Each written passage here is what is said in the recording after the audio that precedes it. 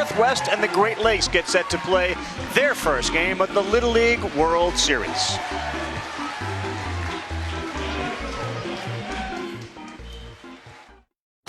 There's a place where a fantasy is relived once every turn around the sun. My name is Jim Hick. My name is Anthony Cook. Ladies and gents, this is the moment you've waited for. Renewing hopes, dreams, and memories. There's the ball game. That's it. It's all over. The biggest upset in the history of Little League. Georgia wins it. What a walk-off home run. Of proud moments and history made. It's been an incredible journey. We're one of the best teams in the world. It's over. Complete game for Monet Davis. Japan and Kitasuda have won an unprecedented 4th championship. It's always a year in the making and always worth the wait. The Little League World Series. Hi, Jessica Mendoza, Kyle Peterson, Carl Ravitch. Welcome to ESPN's coverage of the Little League World Series. It's presented by Dick's Sporting Goods. And after a weather delay that really took about 30 minutes, we are prepared to play a game here. Idaho will take on the team from Michigan, a powerhouse team that ran through the regionals with some huge offensive numbers. We got some winners already. South Korea and Mexico. Yesterday, New York right here on this field, Lamade Stadium. And Texas were winners. They will meet again over the weekend. So we'll see who the winners are today. We got Japan up by a couple over Spain. And we'll start with Idaho and Michigan later tonight, Georgia and Hawaii. And I mentioned the numbers. This is a year now in which Little League home runs have come way down, and yet this team hammered 7 of them during the regional, which is, by the standard, a lot. Carl, this team can straight up rake. And if you look at just the regional numbers, you talk about the 7 home runs, but you also think they outscore their opponents 46-6, out-hit them 47-7. I mean, you look at the depth of the team. They got 13 guys that can hit, but 3 in particular. You got Jaron Purify, Reggie Sharp, and Brennan Hill. Between those 3, that's who those 7 home runs came from. Swinging the bat, you're going to see that long ball. And this is a team, when you talk about so many teams that haven't been able to hit the long ball, still this season have been able to do that. Big into on-base percentage and all that stuff. Purify has reached base his last 11 plate appearances. Let's go down to Julie Foudy. Julie? And talking about Brennan Hill, he set a little history. First time in Little League World Series histories, 3 brothers now have competed here at Williamsport. And I am with the other 2, Drew and Tyler. Drew competed, of course, last year in 2017. Drew, when you made it into the Williamsport Little League World Series last year, how much pressure was there on Brennan to do it as well? Oh, he had it right when we made it, right after the game. He had a breakdown. He was just freaking out. All the pressure was on him. So he knew we weren't going to let him up if he didn't make it.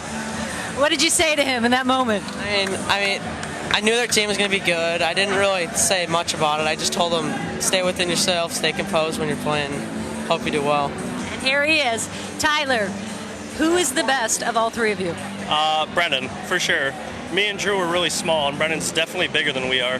So hopefully he can do a little more damage than we did here. Set as a 6'4" guy right now. And of course, don't forget Dad, Jason Hill. You were in the dugout last year coaching the team. What's more nerve-wracking, being in the dugout or here? No doubt being up here. You really don't have time to think about it in the dugout. You're trying to make sure that you're doing strategy and getting your team ready to play. So no doubt sitting up here is far more nerve-wracking. Stay with us, Jason. Breathe, that helps. That's it, history, being set. Kind of an important part of it, Julie, breathing, no doubt about it. So we'll see Brennan Hill on the mound. We gave you some of those offensive numbers for Michigan. When you have that type of offense, you always look to the other side and who the starting pitcher is going to be. That kid has put up some incredible numbers, too. Yeah, Christopher Reynolds is who we'll see for the team from Idaho. And even the kids of this age, they know who's on the other side. Christopher Reynolds is outstanding all the way through the regional. 24 punch-outs at 11 2/3, and he hit 500. There's your Little League All-Star, which we love. I mean, the starting pitcher, kid hits in the middle of the lineup, has a little bit of power, but has his hands full today against a really good offense. All right, focus on not the dark skies, but the blue skies. That's what we are hoping for a lot of. Northwest, Great Lakes, Little League World Series. First pitch after this. The only thing that says small-town America more than Main Street, Mom, and apple pie is a parade like this one, the annual Grand Slam Parade that welcomes the world to Williamsport. and the Little League World Series.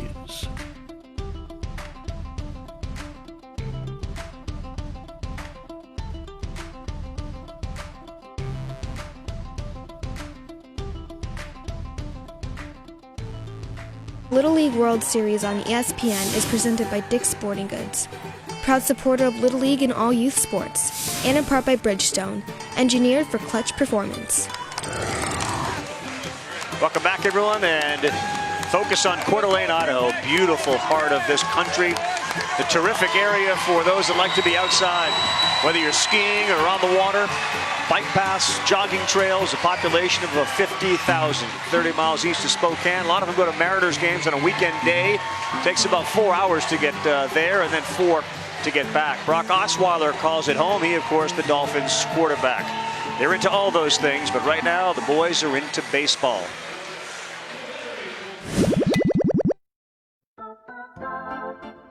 Hi, my name is Carl Schwarzer. My favorite baseball player is Hunter Pence. My name is Chase Saunders, and my favorite player is Justin Turner. My name is Cooper Erickson, and my favorite baseball player is Bryce Harper. My name is Cooper Smith, and my favorite MLB player is Buster Posey. My name is Caden Simmons, and my favorite MLB player is Jose Altuve. My name is Jake Dannerberg, and my favorite player is Kyle Seager. My name is Chris Reynolds, and my favorite player is Cody Bellinger. My name is Alexander Curry, and my favorite MLB player is Nelson Cruz. Hi, my name is Austin DeBoer, and my favorite baseball player is Bryce Harper. My name is Braden Newby, and my favorite baseball player is Bryce Harper. My name is Nolan Christ, and my favorite MLB player is Matt Chapman. My name is Kyle Seaman, and my favorite baseball player is Ken Griffey Jr. My name is Avery Cherry, and my favorite baseball player is Dustin Pedroia.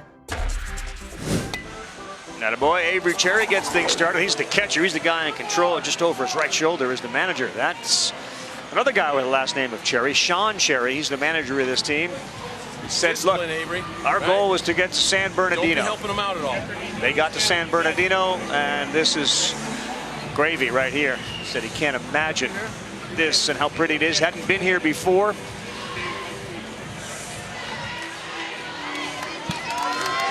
Challenge always for the brother, mom, and a lot of pressure, although again, they have the right attitude about just being here in Williamsport at the Little League World Series. When they went back, they had heard from one of the players that had come here and said, oh my gosh, I get it. We know how good it is. You've told us. Then they got here and it exceeded their expectations. They were right. They were right. Let's see what Brennan Hill, the third Hill brother to be pitching at the Little League World Series, does against Avery Cherry. And the first pitch, good hack at it. Strike one. Aggressive approaches at the plate. We've seen it all week. I love it. I mean, you think about the nerves. You're talking about them coming in here and waiting to play first pitch. You got a guy this tall on the mound and takes a hack. Saw Avery's older brother Riley there. He played baseball in high school. He currently plays at the Merchant Marine Academy in New York. He made his way here to Williamsport to watch, which is great. He's a catcher too, his brother. You see Mom Rainey alongside.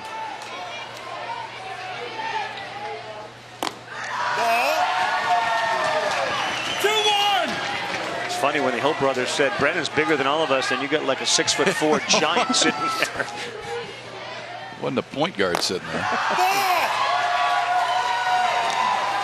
Avery Cherry being very patient now on a 3-1 as the Hill family looks on.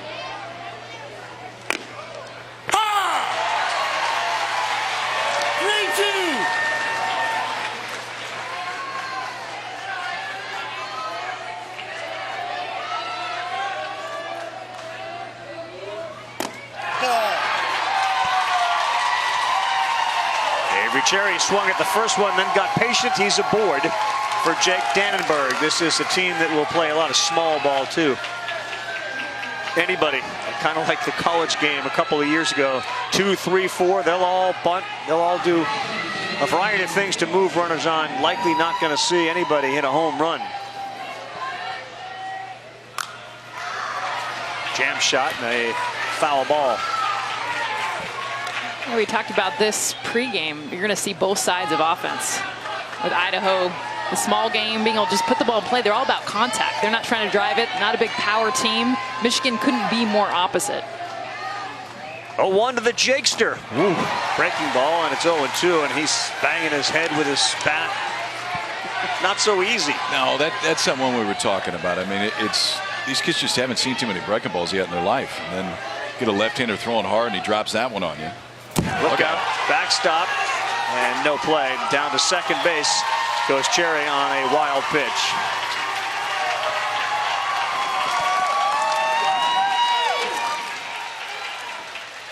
All right, we took care of the donkey over there. We hit him, so Brennan Hill will take a few deep breaths. Find that strike zone. Wow.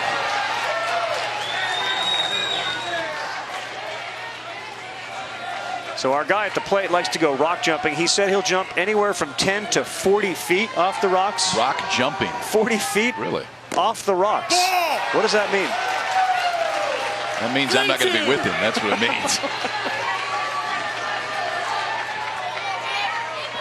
Look at Dannenberg. I mean, that's as close on the lines to crowding the plate as you can get. And he kept moving. 3-2. Fouls it off. Carl, he got in the batter's box regular, and with each pitch, he started creeping in. And to see that at this age, just kind of recognize where the ball's going to be. Hey, if he's jumping off rocks from 40 feet, you think getting close to the plate's going to buck? We're climbing on top of the dish. I mean, this is not. This isn't going to scare him. In my kitchen. He strikes out, and the first out of the game for Brennan Hill.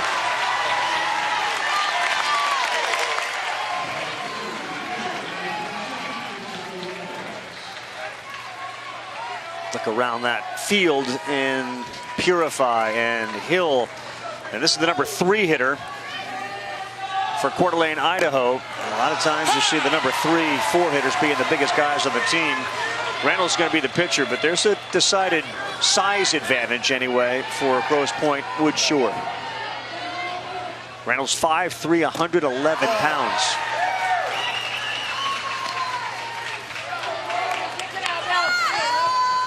It's got to be yours.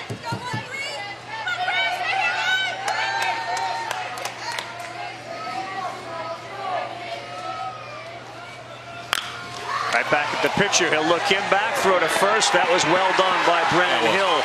Yep. That's just knowing the situation right there, too, because ball back to you, the first thing, and he didn't even have to think about it. The first thought is to look at second base, freeze the base runner, make sure Avery Cherry isn't going anywhere, and he forces him to stop. Watch, glove it, all in one move, take a peek, and all you're looking for is momentum back to second base. You know, you got plenty of time to make that throw to first. Sees Cherry moving back to second, steps and throws and gets the out. Ball. Inside to Cooper Smith, the cleanup hitter of the first baseman. He was the young man that came here last year with his dad and said it was one of the best vacations ever, and then spent the next 11 months telling everyone else how good it was. That is knocked down by the shortstop Barr to first in time to get him. Great play by Preston Barr at shortstop.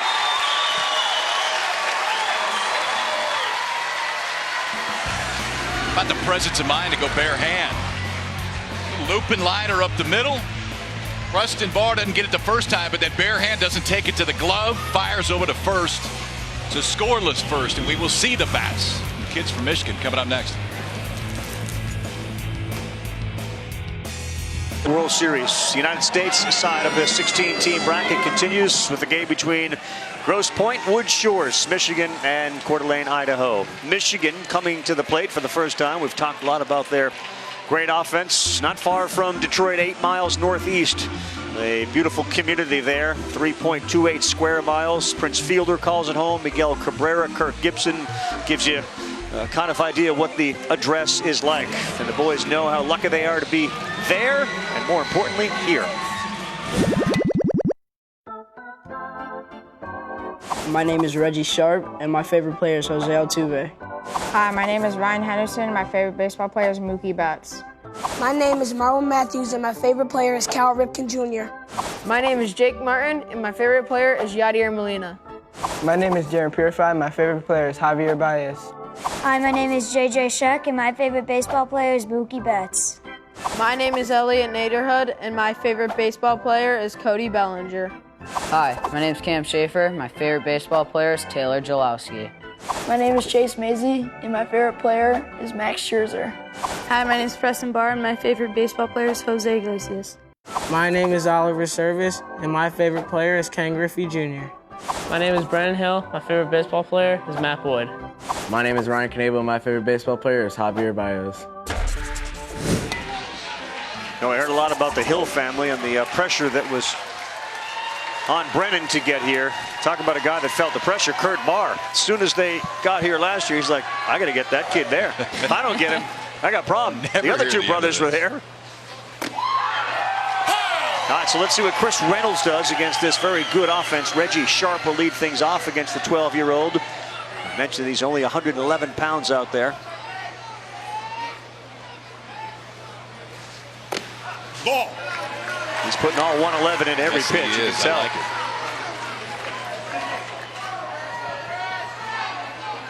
it. Reggie's dad is a doctor. He was also a high school baseball player. Swing and a miss when Reggie was really little. His dad cut the end of a yellow wiffle ball bat off, and Reggie would kind of walk around just swinging, you know, half the wiffle ball bat. Dad, the doctor, there at first, and son is gone as he strikes out, chasing a high fastball. Good start for Chris Reynolds. It was the first pitch. That's the one you wanted. Some advice from his dad.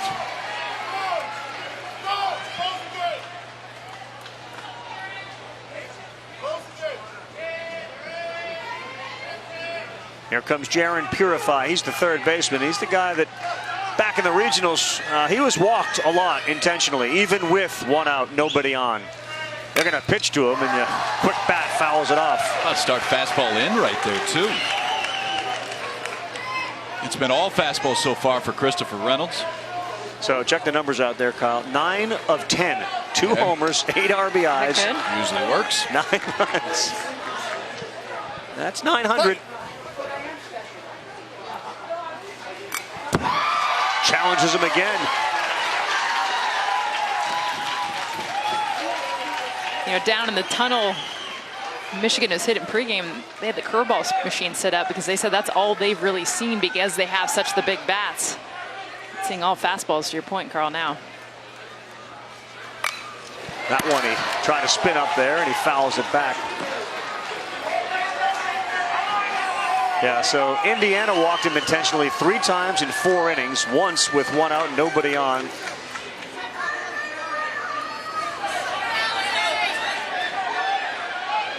He hit 2 of those 7 home runs in the regionals.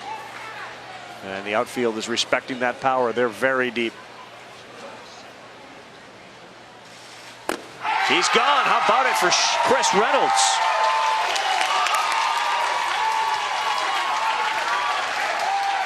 Just come out and challenged him. I mean, it's been all fastballs so far. 2 strikeouts against 2 really good hitters. That one's got a little tail on it, too. Trying to go away.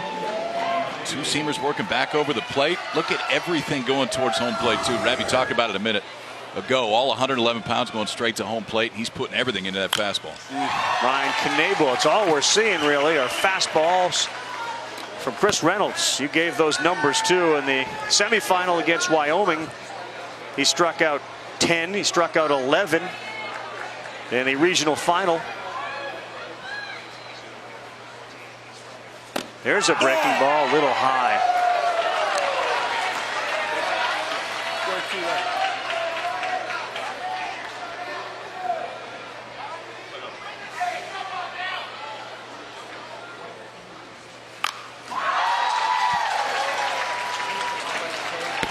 Eleven pitches, guys. 9 of them have been for strikes.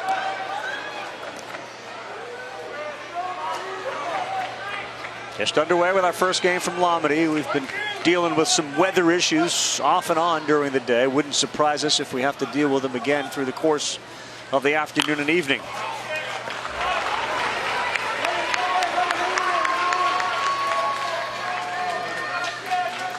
And there's a reason why. Some dark ones not too far away from here. I think we're okay, Ref. I feel good about the weather today. I think we're all right. I believe Kyle said that in Omaha for the College World Series. That didn't go so well for us.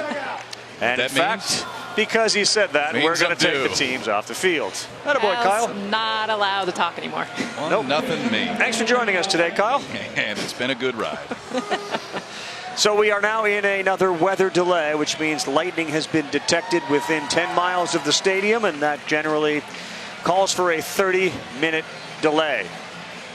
So we will go into that and start the clock now, and then every other subsequent lightning strike within that window will push us back another 30. So a lot of options here in Williamsport, and we know for those of you watching at home or wherever you're watching, you got to start taking care of some of the options you have. Shopping is one of them here. Heard Julie Foudy say she's got to get her kids some stuff down at that store. And of course, there's a myriad of food choices here as well.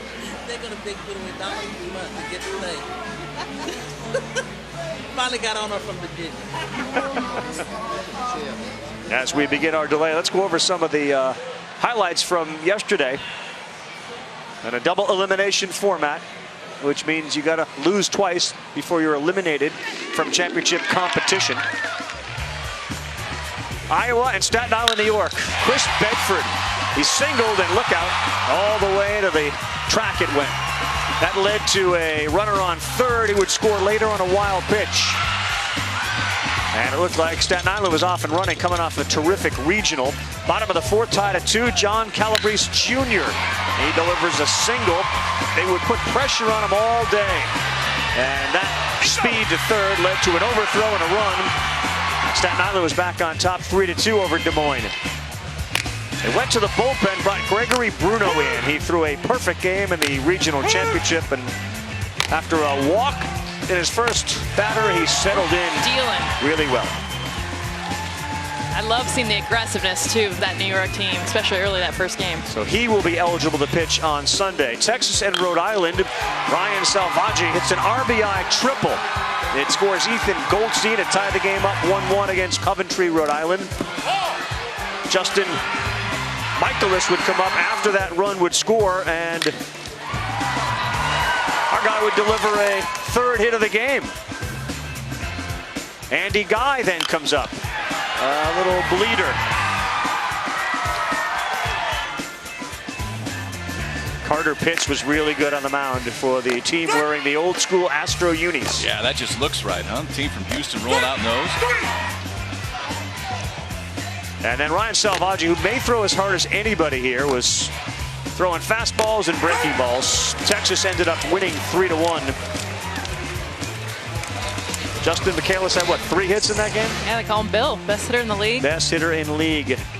So New York and Texas should be a real good game Sunday. We'll start at 11 a.m. Eastern time. Of course, that is the day that we'll have the major leaguers here at Lombardy and Volunteer, and then the Little League Classic later that evening. The winners of the game today, Michigan, Idaho, and Georgia, Hawaii, will meet Sunday at 2 o'clock Eastern time. Win that game, win one more, you're in the United States Championship game. So a big first step for New York and Texas, and challenges now for Iowa and Rhode Island. Kyle, you want to do the Puerto Rico, South Korea highlights? You know what, Rav? Let's take a run at it. It was all Puerto Rico, 2-2 as we got to the backside of it. First hit in this ballgame went until the 4th inning, so pitching was good on both sides. Puerto Rico put 2 across in the 4th, made it 2-0. South Korea didn't have a hit until that swing right there. That's my guy, the catcher. Kim single to left, and then your old Little League double steal. Works right there. Ties it at 2 in the 6th, and we go to the 9th. South Korea would add 2 more and go on to win this one 4-2. Puerto Rico, you take a no-hitter, 1 out into the 6th inning. Lose. Nobody on base. South Korea comes back to tie it. Then with 2 in the 9th. Comes to win it. Just your standard 3-hour and 50-minute Little League game. And there's the final out to right field. So South Carolina wins it. South Korea wins it. They've won their first 6 times they've come to Little League World Series Game 1. They've won the whole thing 3 times. The nightcap kind of had the same feeling to it. Oscar Hyde with the only home run. That's there it is. And that was a bomb. That was a no-doubter. Well, he was really good on the mound, too. So 2 runs in the first for Australia, 1 in the first for Mexico, and then Oscar Hyde took over on the mound, and he was outstanding. The lefty had the fastball going. A little breaking ball he dialed up whenever he wanted to. Dirty. Oh, and it was clean, too. I mean, he goes all the way deep, but now we got pitch count that gets us just like it did in the first game, and Mexico comes alive. 2 runs in the bottom of the 6th. Mexico wins 3-2, but Oscar Hyde was outstanding on the mound for Australia. My guy Hyde, he reminded me of former colleague Mark Mulder. Yeah, smooth, clean going to home plate. Easy delivery. By the way, you said now we go to the 9th. Like you had a 9-inning game. Yeah, and that was a lot of things I say are not accurate, but that was accurate. We went to the 9th. It was a 9-inning Little League game. So South Korea and Mexico win the opener. Spain, Japan in the midst of it right now. Panama and Canada, the nightcap, and everybody on the international side will have been on Volunteer Stadium. And maybe a little more wide open. A lot of times you think about that other side and you think, all right, Japan, they're going to win it. They were tied with Spain. Now they're up, but that was a close game. And I think if you listen to what the Japan managers and coaches will tell you, it's a little bit different. Not that they don't expect to win, but I don't think they're coming here with just the mission of we are the best, we will win. I think they recognize there's other really good competitive teams on the international side. One of them is tonight. I mean, Panama has 3 kids that are 6 foot or bigger. And so we talk about the offense for this Michigan team. That's one of the things that sticks out. And a lot of times, I mean, we're going based on some of the things you're hearing. It's not like we had scouts all over watching Panama play, but you get 3 kids rolling out that are 6 foot. That's usually a pretty good start when they're 12 and 13 years old. Right. The formula historically for teams that win at the Little League World Series, Japan, because they have so many pitchers, the California teams that have had good success, depth with their pitching staff, Maine and well a couple years ago. And I think, we've seen the aces, but in many cases so far, it seems like the managers have chosen to use their number 2 or 1A.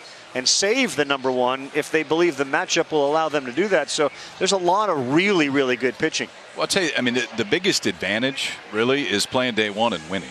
Yeah. Because then you've got 2 days off. Yep. So you can set your pitching staff up a little bit more. At your point, I mean, we saw it on the U.S. side yesterday to where not necessarily the ace is starting, but you can come in, get some work, be in the environment, and still stay available to go Sunday in the winner's bracket game. Yeah. Yeah, for Staten Island, they started Martinez, who's their shortstop. He's a terrific player. They got him out. They brought in Bruno. Both are eligible if they want to go that way on Sunday. And Salvaggi is eligible to pitch on Sunday. I mean, already you start to think about this Little League World Series and those 2 guys who are really good. We're seeing some more great pitching tonight, but that's a matchup you can really kind of get excited about. Well, it's a matchup you can get excited about, and even you think about the teams that haven't played yet that were watching these games yesterday. So down in the dugout talking to Michigan, they're like, we were just basically learning the game, like watching different pitchers. It was one of the players from Michigan was like, I've never seen a guy like South Korea go sidearm and have it still say low in the zone. I mean, they were taking notes. And it's cool to me to think they're out there, they're getting the snow cones and having fun, but they're also learning the game. So even though they haven't played yet, yesterday was a big day for both of these teams to watch all the other teams. I'll tell you, the other thing they do is they watch the game. So, like, we had a few Johnny Cueto, Marcus Stroman's, these on the way in. I like seeing stuff like that from kids of this age. We're going to see the big-time plays, and we'll see plenty of them in this game. But that type of stuff, I mean, it makes you laugh the first time you see it. Well, I started laughing the first time. He did it a few times over the course of the game. Even the Puerto Ricans with the dyed blonde hair, after the World Baseball Championship, but taken after the Puerto Rican team, Yadier Molina, the huge influence. You could just see the mannerisms, the way they carry themselves. Right. They watch the big leaguers. Right. And again, you think of a team from Staten Island, New York, or these traditional teams that are in hockey towns or football towns or cold weather towns. Baseball, for them, becomes sort of a year-round event. They get real chances to win the entire thing. We'll be back.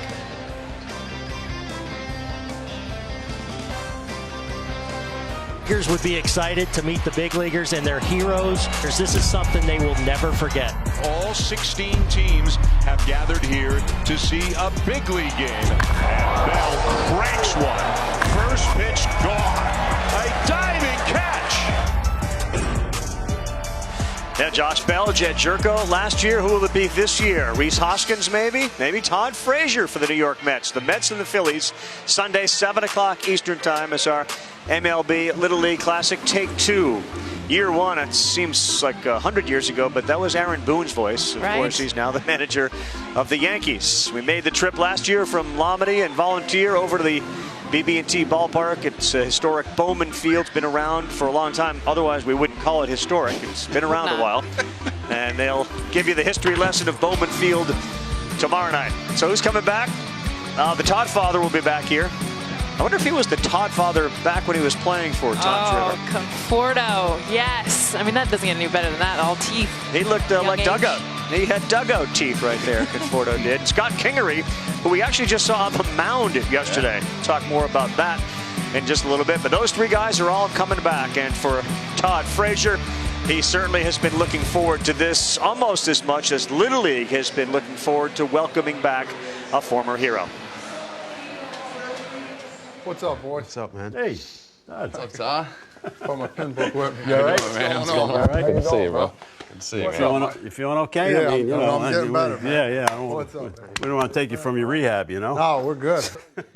How's everything going? Whoever wins this one is going on to meet a Japan team which is flying high going into Saturday's championship game. Greenville, North Carolina. That was the longest game, right? No, that was the first one. No, it was Michigan. They were the team that had all the chatter. Yeah, you know, the whole time. I mean, they were cocky. The good thing about Greenville is they had that kid Hodges. Yes. Kevin Hodges Yes. was the stud. As a starting pitcher, he's been sensational. He was lined up to face us in the USA Championship, and they're like, no, we're going to save him for the World Series. Really? And they gave us their second arm. Big mistake. Ripped to center field and goodbye! Downtown goes Frazier! Scotty just mowed him Oh, up. man. Yeah. Scott Fisher, Yeah. he was nasty. Scott was lights out. He threw like Well, I think that The was nastiest curveballs. The threw like- 12-year-old. He I've threw never like- seen anything like it. Scott Fisher strikes out the side, looking pretty sharp here. Didn't we win 5-2?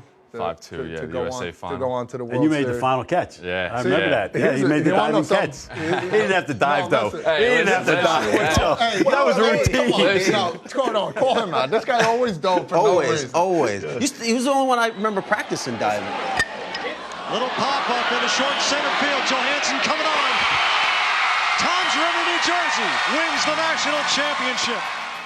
Why go catch it easy when you can make it He fun to dove go it, dive caught for it in it? his You know? mouth. I remember on national TV, too. And I'm trying to steal the ball from him because I want the darn ball so I can keep it in a keepsake. And it was like glue in his hands. I couldn't get There's it. an awesome picture that I have. I think it's in my dad's office, and Me and it's you. all it's the whole pile, and it's me and Todd like face to face, fight for the like ball. grabbing the ball. And it's like you're like, what are you guys saying to each other? You guys like congratulating, like you're happy for each other, saying good job. We're like, give me that no, ball." give me that damn ball. All Little League roads lead to South Williamsport, Pennsylvania, and our World Series final. That final game was the most exciting game I've been a part of. I'm going to call my coach out on this. I remember, like, it was either practice before when we're hitting in the cages, you explained to us, hey, if you can get a peek on the catcher back there, you know. Do you remember telling that to us? Yeah. Well, hey. He said, and I'm back there looking. I'm like, all right, hold on. All right, no, this way, no, that way. I remember Palmer called me out on TV. Yeah, they called you out on the telecast. Before the pitch, he looks where the catcher moves. He sees the move in because he moves early. I look back, and I remember the catcher kind of gave me a weird look, too, and I hit the home run. If you ain't cheating, you ain't trying, I guess. My motto, you ain't cheating, you ain't winning. Yeah, That's what I say. there you You ain't go. cheating, you Boom. ain't winning, right? Hey, I If they remember. take this away, Todd, this is all I got. Yeah. If they take this championship away from us. Hit deep for Frazier to left field. He's done it again. I'm like, all right, hopefully that relaxes everybody. I mean, that's not at the time. I'm like, oh, I'm hyped up. You had a nice. You pretty much did that almost every game. You put us up to a nice lead with first pitch or two.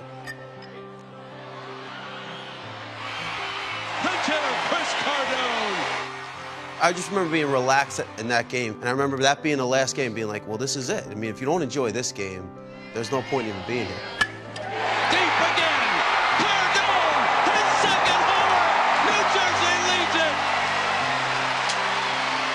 I do remember Casey being on second, and after the fact, Casey coming up to me and saying, did you get my signs? Because he was giving me signs from second base. And I said, no. I said I was completely oblivious to it. He goes, oh, well, it worked out good. I coached a team of cheaters, huh? Did you hit any homers during that season before then? No. So that was his first two homers. First two homers. Couldn't pick a good better time, big dog. Thank you. Appreciate it. That's my dog. That's what I'm talking about. Time is everything. And here is Todd Frazier. Now he can close it down. Oh, man, I was nervous because I had to face those 3 and 4 batters again. Yeah. I said, just get You him struck out. out the big guy.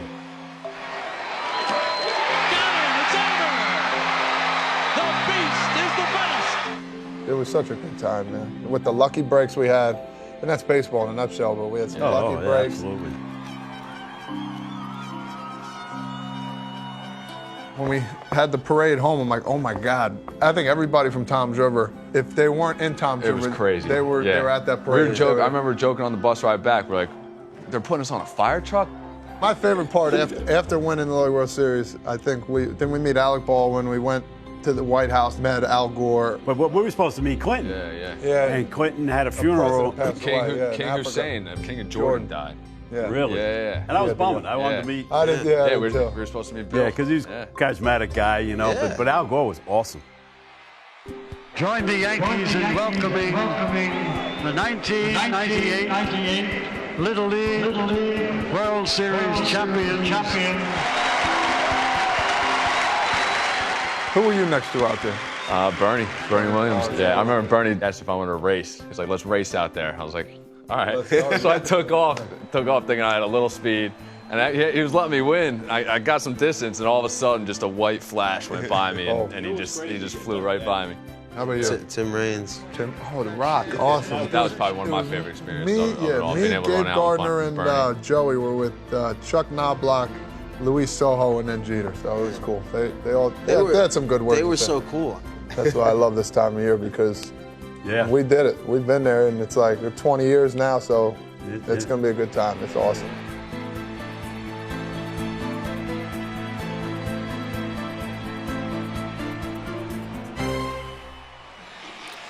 20 years ago, and they will be back, many of them, here in Williamsport for the weekend celebration and the Little League Classic. The best part about that, I thought, was just the guys ribbing Frazier when he walked into the room. Yeah. Like, that's when you know it's real. Like nothing's changed. Those are your bros. Yep, right. Nothing's changed. We've got a little nachos going here during this weather delay with the lightning within 10 miles. Getting hungry. And no doubt. So we got Kingery, who, of course, is coming back here. He's the Phillies' superstar. Shortstop. Yeah, of course, shortstop, but he was on the mound, and he was just going all ephus delecti on us. Just slow pitching it. I mean, that's... I'm not sure what that is. This is no knock on Scott Kingery, but we got to figure out a way to kind of avoid those types of situations, Jess. Bautista had 7 stakes. They scored 24 runs.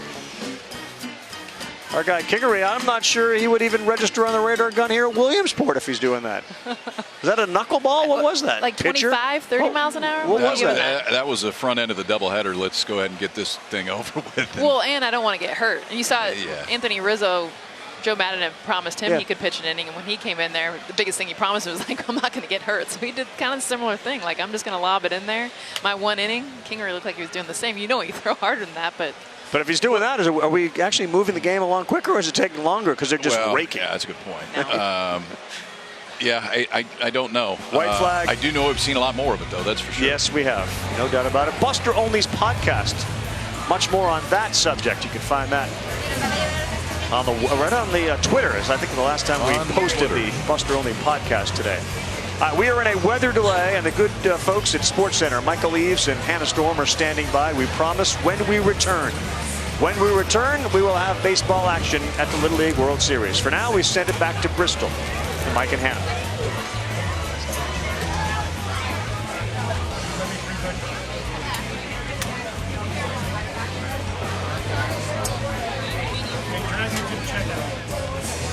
And after what will amount to almost an hour and 40-minute rain delay, we are set to resume the Little League World Series. We're in the bottom of the first inning. There are 2 outs. Both the leadoff hitter and second hitter struck out. Ryan Knable deals with a 1-2 count as Chris Reynolds, one pitch, and this one into left center, shallow, and no one's going to get it. And into second base hustling is Ryan Knable. It certainly looked like a catchable ball from either Cooper Erickson or Carl Schwartzer, but nobody was able to get to it. Well, it's a well-hit ball, and you could tell there was confusion right off the bat. This is all Erickson's, but he pulls up last minute. Him and Schwartzer, neither one communicating. And now Oliver's service. So you always wonder how a rain delay affects anybody, whether it's a major leaguer, a college player, a little leaguer. Chris Reynolds was outstanding getting the first 2 of a very good hitting lineup.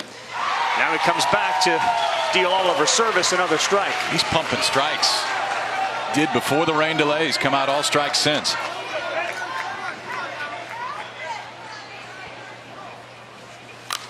Fouled off, 16 pitches, 14 strikes so far for Chris Reynolds.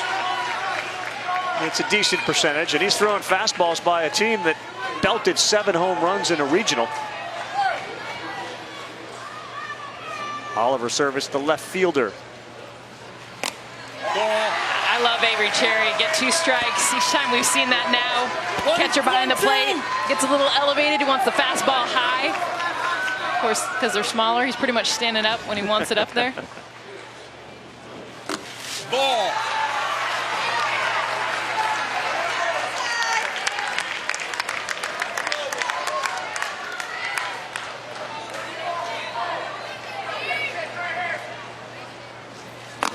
Chases a high one. What a good inning for Chris Reynolds. The longest hour and 43-minute inning of his life, but he ends up striking out the side. Elevated fastball, 3 strikeouts in the inning, all came on the fastball.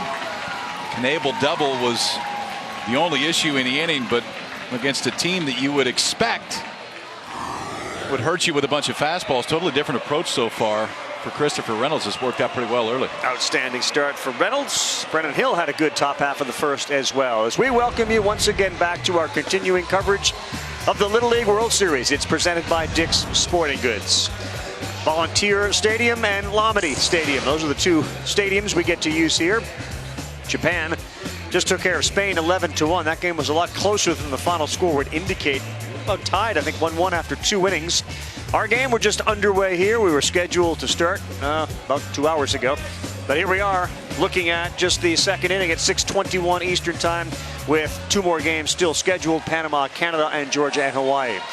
A lot of fun, a lot of expectation, a lot of fits and starts. Jessica Mendoza, Kyle Peterson. We started this game talking about this great offense for this team from Michigan that was really shut down, at least in the first inning. But again, I think you deal with this when you go through a tournament.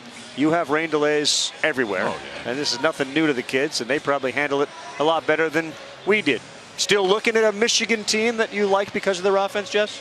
Yeah, I mean, honestly, you're going to see them second time through the order, I think, Right. make some adjustments. Talking to them pregame, they were ready for curveballs. They're like, everyone's been giving us breaking balls because we have big bats. Instead, it was all fastballs.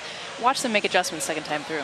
Yeah, and I do like the approach so far. Christopher Reynolds, the pitcher for Idaho, just fastball, fastball, fastball, going right after him. And we saw the exact same thing when we came out after the rain delay. I saw the kids down below during the rain delay. We had phones all over the place. I mean, we're playing baseball, we're playing this, we're playing that. Julie, what do you got? Hey, I don't know what you guys were doing in that hour and almost 40 minutes, but I can tell you what the boys were doing. And I went down and checked it out. First, of course, it's a little nap time, but then we had to liven things up. There they are napping. Then we had to liven things up a little bit. Got in a little selfie action with the 2 teams. And a rain delay is not a rain delay without a little dance off. So we had a little, of course, Fortnite dance off. And then Fortnite is so yesterday, Chase Saunders did a little Irish jig. Look at that. That is a beauty. It's good fun on rain delays. I don't mind them at all. A little Chick-fil-A. Julie, why didn't you get in there? I might have been in there doing a little Fortnite. You have the worm down. It was like my 9-year-old wrapped up in every single one of them. Probably scared the heck out of you then.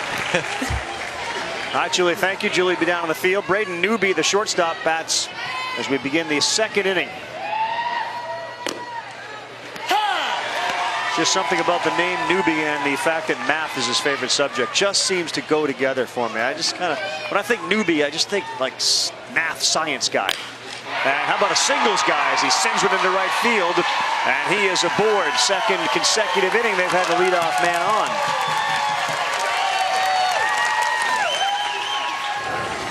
I love how long Newby waits for this. Gets it deep in his body. Able to drive it to right field for a base hit. Simple swing, simple result. You see where he gets that almost back leg off that hit. Austin DuBois, the right fielder, bats, and he looks at a pitch in there for a strike from Brennan Hill. If you weren't with us when we started, Coeur d'Alene, Idaho. Second time a team from Idaho has made it here. First time a team from Coeur d'Alene has ever made it to Williamsport. Breaking ball in there for a strike. And this Grosse, Pointe Woods Shores Little League was here last year. The kid on the mound's Brennan Hill. His brother was here last year pitching for this Grosse Pointe Woods Shores team. In fact, both his older brothers made it to Williamsport, and both are here watching tonight.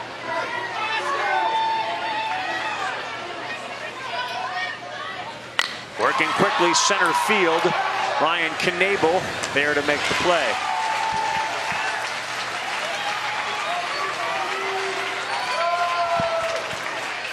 So there's Tyler that played on this Great Lakes team in 2013. Drew was here last year.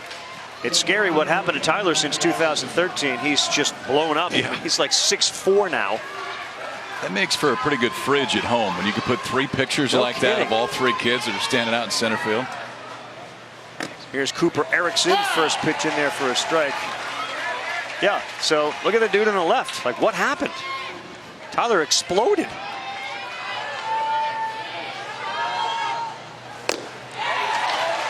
And they both said Brennan's the best Little League player of the 3 of them because he's bigger. Coming from the 6'5", 6'4". Erickson gone. Good pitch by Hill as he battles back after that leadoff single to retire 2 in a row, his second strikeout of the game. Found a fastball there. Left-handers used to seeing this. Stays on that fastball, and you could see it's tough to pick up right now. Maybe looking breaking ball, and Brennan Hill threw it right by him. So Carl Schwartzer, the center fielder, bats now in the 8th spot. And this one is ripped into left field, and it's going to get down. It's cut off out there by Service. The throw is coming all the way back in, and it's cut off by the first baseman, Cameron Schaefer. Good job by Carl Schwartzer. He's on second base, second and third.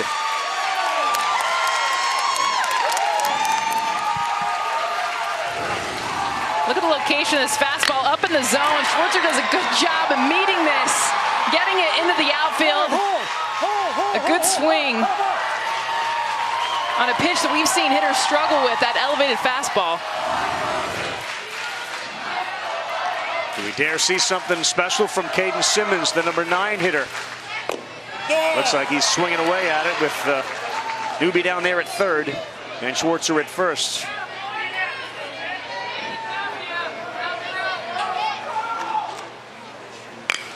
And that is a fair ball down the line. 1 run's going to come in. Here comes Schwartzer. He's in.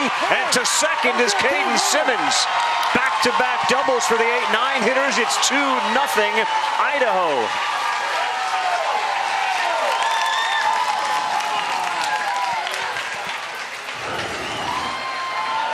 We'd seen the kids from Idaho swinging early in the count. So this time, first pitch breaking ball, then comes back, second pitch breaking ball, and it comes right back into the barrel. Caden Simmons. How about the 8-9 power right here? Back-to-back doubles. That one scores 2, and Idaho strikes first.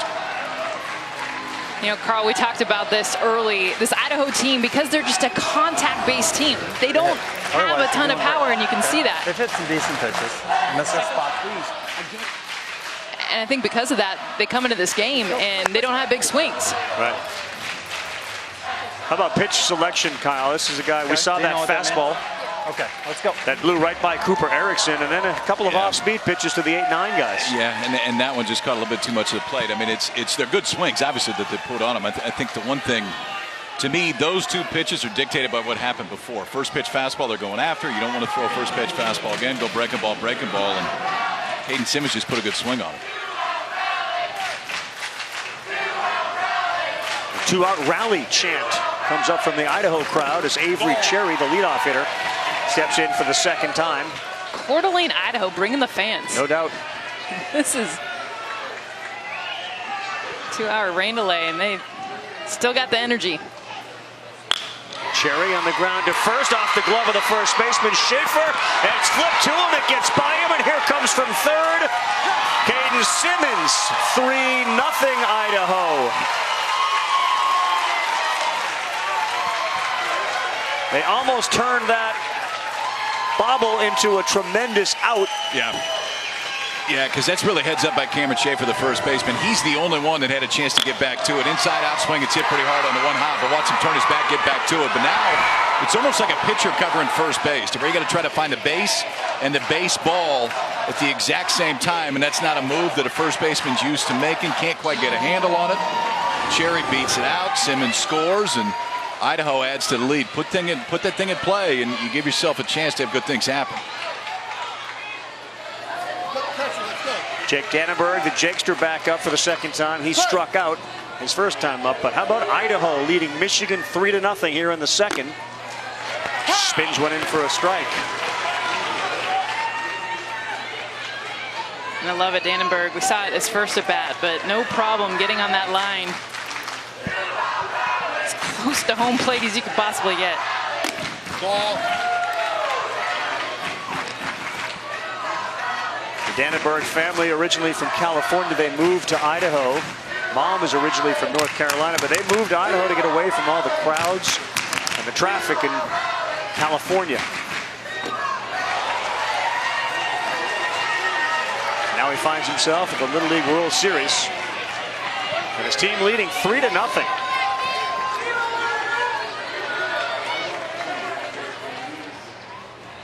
One-two. There's that fastball, and it was a good one. And he picks up the third out. I talked about the Michigan bats, but it's been all Idaho so far. A little bit of contact, fastballs early, breaking balls, these swings come out hard. Idaho up 3-0.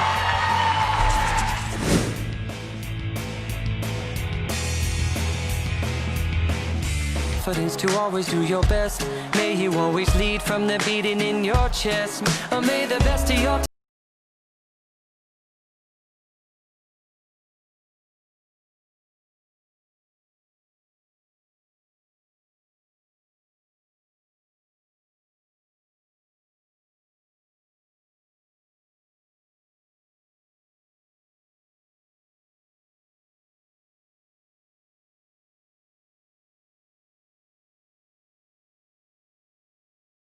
And Mexico walks it off with a 3-2 win. Good games on the international side on the opening day. On the United States side, a little more one-sided as we took a look at some of the images from day one Thursday. South Korea and Puerto Rico played a 9-inning game. It lasted almost 4 hours. Mexico a winner on a walk-off. New York took care of Iowa 5-2. Gregory Bruno on in relief was outstanding. 7 Ks in 2 2/3. And Bill, a.k.a. Bill. Justin Michaelis? Michaelis. Oh, Michaelis. Dang it. It's Michaelis. Got it. I got it. Brendan Hill had a tremendous regional. He's got a chance to help himself here. During the regionals, 5 for 13, 3 home runs. He hit .625 in the first pitch. He swings at and misses. And you got to love what Chris Reynolds is doing on the mound. Well, it's just catch it and go. I mean, get it, shake your head, yes, throw another fastball.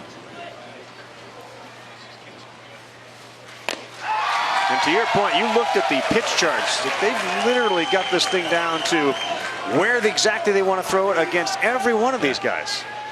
Yeah, they're Steve Saunders is the guy for this, the coach for the Idaho team that went back, looked at as much film as he could, and that's the one thing with all the games being on, all the regional games being on, you can actually go back and watch these ball games, get a chance. That's a 4th strikeout already for Christopher Reynolds.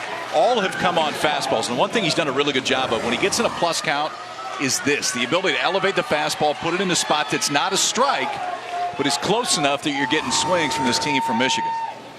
Preston Barr, the shortstop, first pitch in there for a strike. And when you're throwing 82% of your pitches for strikes, the umpire is aware of that too. Yep, it's a little bigger sometimes. Barr anticipated that, swung right through it, pulled it, and now he's behind 0-2. So the way he's thrown the ball, you'll expect this to be elevated. Hey, fight that curve off, Preston. Come on, buddy. Kurt Barr, the manager of this team from Michigan. He has not thrown a whole bunch of curveballs. I don't know if he's thrown one. I think there was one breaking ball in there early. That was almost 2 hours ago, though. Short-term memory thing. 84% fastballs. Yes, thank you.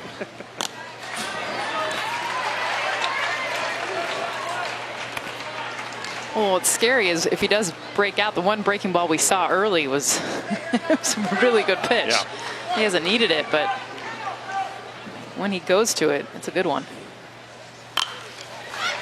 Good battle here with Preston Barr.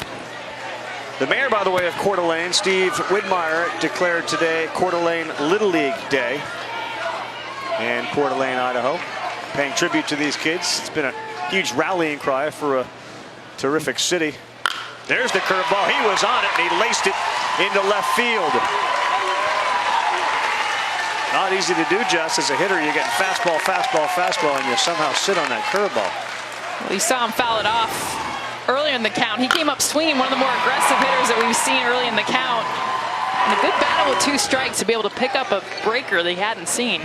Get it in for a base hit. Fouled off a really tough fastball right before that. Pitch that Christopher Reynolds wanted to make. Fastball up and out of the zone, fouled it off, stayed in the count long enough to get that breaking ball he can handle. Now Cameron Schaefer, fastball fouled up this way. Before the game, we got a chance to talk to a lot of these kids from Coeur d'Alene, and we were asking them, there's a famous resort there that's got an island green for the golf course. And one of the kids, I said, so what else is Coeur d'Alene famous for? He said potatoes.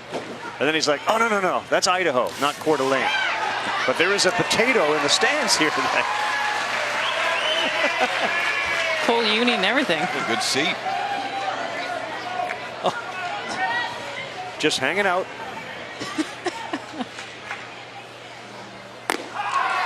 Good pitch. Real good pitch. On the outside corner at the knees of Cameron Schaefer.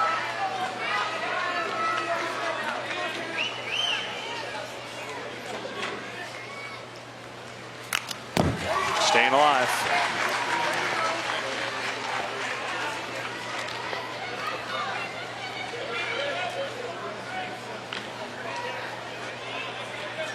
Fight!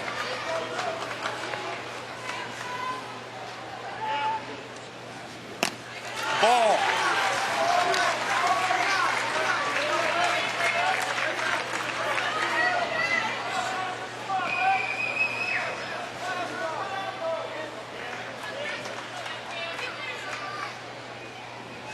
Look out, right behind him, and heading down to second base is Preston Barr. A little more patience and fouling off some pretty good pitches.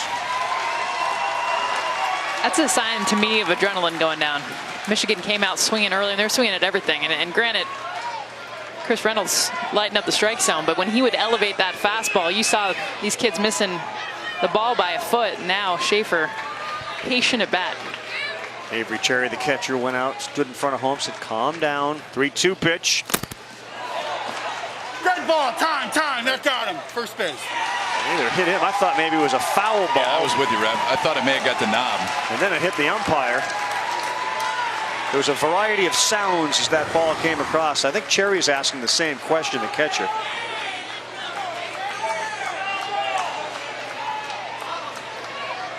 Hit the bat back behind him. Hit the bat late. It got past. I thought maybe it got the knob. It looked like it got past his hands, hit the backside of the barrel. In any event, he's down to first on a hit by pitch, and here's Chase Mazie. He swings at one right over his hands. Really, with the exception of that one ball to the backstop, the precision of Chase Reynolds has been terrific.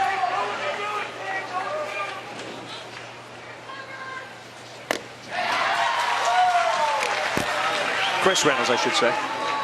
Chase Mazie, the batter. See what he does with the 0-2 count.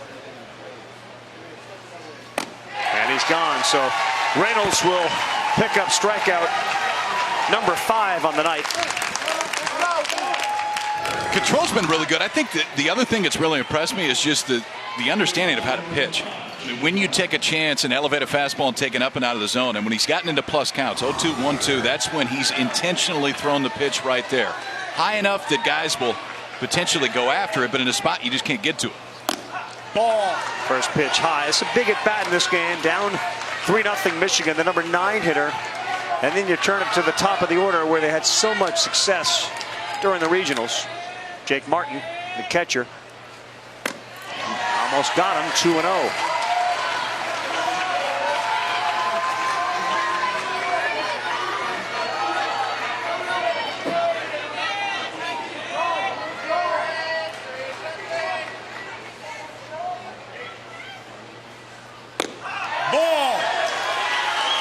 Behind 3-0 to Jake Martin, the Jakester. He's the team's catcher. He's also a big hockey player. He's missed a lot of hockey practices to be in this tournament. Ball. Wow, ball 4. Reynolds confused by that. Now you back to Reggie Sharp and the leadoff man. Anything hit, anything hit.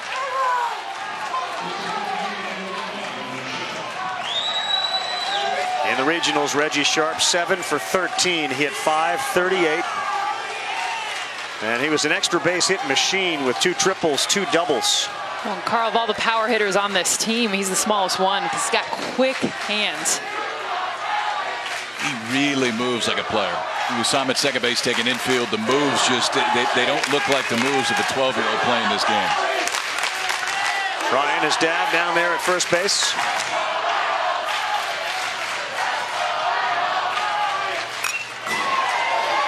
Good challenge on that first pitch.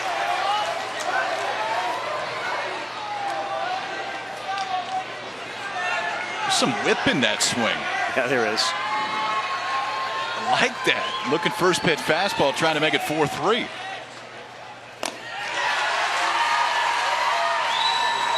Inside, and as efficient as he was in the first inning, that pitch count now only in the bottom of the second. Almost halfway to his 85 pitch limit. Michelle holding up the sign. Now 1-2.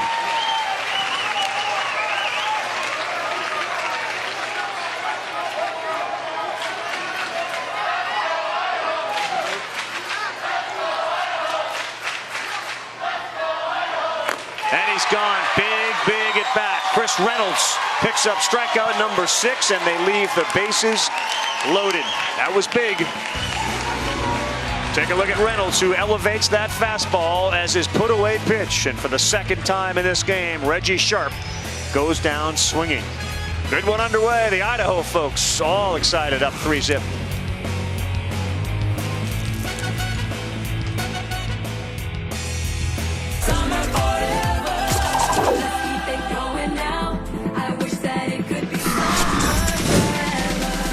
Idaho in the house, and they are well represented. Boisterous crowd and a very good start for these kids from Coeur d'Alene. As I mentioned, only the second time a team from Idaho has been here. We certainly were aware of the power that Michigan possessed so far.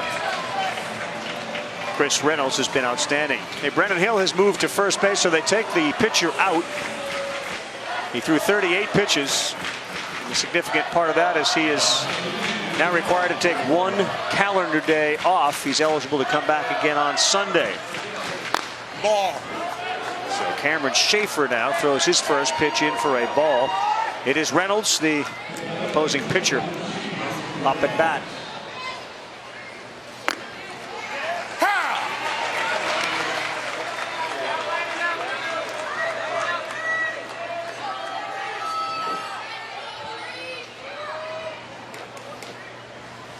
There's a good breaking ball in there for a strike. Cameron Schaefer threw 2 2/3 at the regional. And he had an ERA of 0. In fact, the entire team had an ERA of 0. There you go.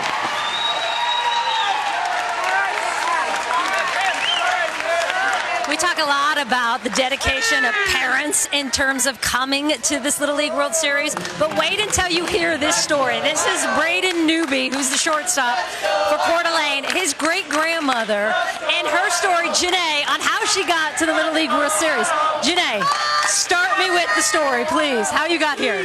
I got on a train in Spokane, Washington on early Tuesday morning, and the train was late. So we went all day, and we through Montana and everything, and we knew the train was not going to get to Chicago on time for me to make my connection. So we had spend another night in Chicago, and finally got on the train last night at 6:40, got to Pittsburgh at 5 o'clock this morning, and then on to Harrisburg. And we just made it. My brother and his family picked me up. I got here with 5 minutes to spare. But I told them I will walk the rest of the way if I have to. This is a dream of a lifetime for all of us. And here he is at bat, a moment of a lifetime. How exciting to see him in this moment right here. Oh, well. You keep watching while you're talking. I've watched him since he's 6 years old. And we've hardly ever missed a game. So, next time you might want to take an airplane. Janae, I'm just saying. What? An airplane next time. I'm nothing against Amtrak, but I'm never going on the train again. She was walking from Harrisburg too. All right, you enjoy this at bat. Thank you for making it. Quite a story. Where's that necklace you guys had last night? Because clearly Janae deserves that. She does. She's a great grandmother. She looks good. That's an incredible story. Yeah. And you could hear her and the love in her voice. And Newby sends it to left, deep to left. It's over the head of the left fielder. Service can't come up with it. Where's Renee? Let's see what that. Janae, what does that look like? Oh, she made it, and she got a chance to see that. What a moment.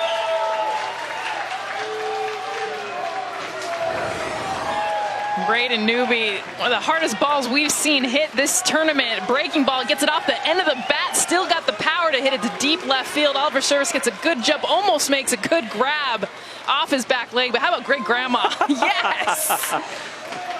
Just getting off the train of 3 days of travel to get here to see her great grandson. Big hit. You don't mind if the train's late if he's going to do that. You see one go out to the wall, and life's just fine. I would think that in a lot of ways they did their job. She got here, saw the game. She is the reason we had an hour and 38-minute rain delay. There was a reason that all happened, and we're looking at it. She hasn't slept yet. Good for her. I know. I know. Saw the kids taking a nap.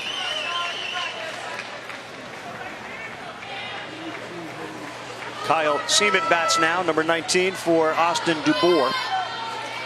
See if he can bring Newby in with 2 down.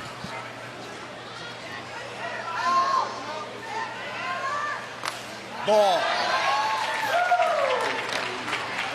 Newby's not afraid to get off second base when that ball reaches the catcher.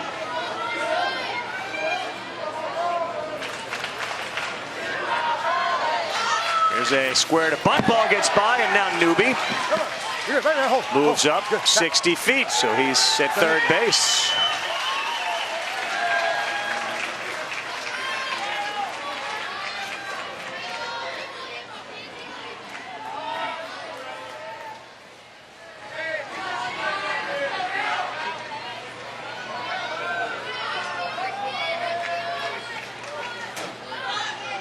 Pulled it way wide. That's going to allow Newby to score, and it's 4-0 in favor of Idaho. 2 big wild pitches allow that run to come in. Kyle Seaman, the hitter, I think he's taken both times he's squaring the bunt right here. And it seemed like both times it may have taken the concentration away a little bit on the mound. That was a 2-0 breaking ball that Cameron Schaefer just held on to a little bit too long out of way. Jake Martin, the catcher, can't do anything to get to it. Newby comes around on 2 straight pitches to score from second. 2-out double. Now extends the lead. Schaefer's having a real hard time finding that glove. That's ball 4, so Seaman runs down to first base.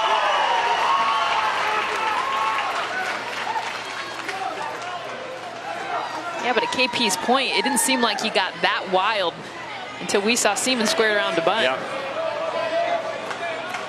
Those last 3 nowhere near, and I think a lot of it was a distraction. Chase Saunders, another one of these substitutes. I don't know yet. It's coming up. Let's see if the manager, Kurt Barr, is going to make a move here after watching. Ken, what's up, buddy? Look at me, I'm talking to you. What's up? I don't know. Chill out. Relax, take a breath, and talk to me. What's going on? I don't know. I'm focused. You don't feel comfortable? I feel comfortable. It's just, I don't know. I don't feel like my curveball's feeling that good. Okay. So you're done? I want to finish this inning. Are you going to finish this inning? Yes. Okay. Look at me and tell me that. I'm gonna finish this And you inning. want this? Yes. Okay, come on, man. You got to believe in yourself. Okay, hey. I just can't. On your breaking ball, just get out here. Come on.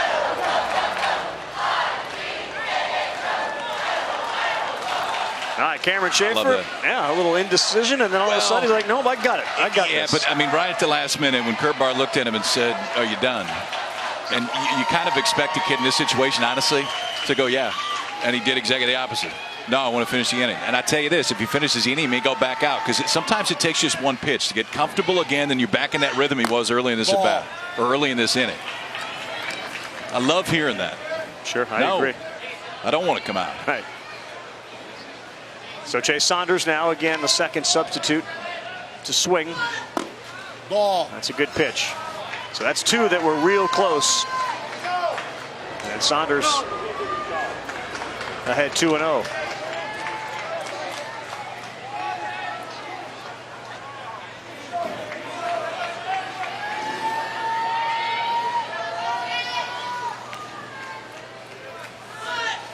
Ball. Go.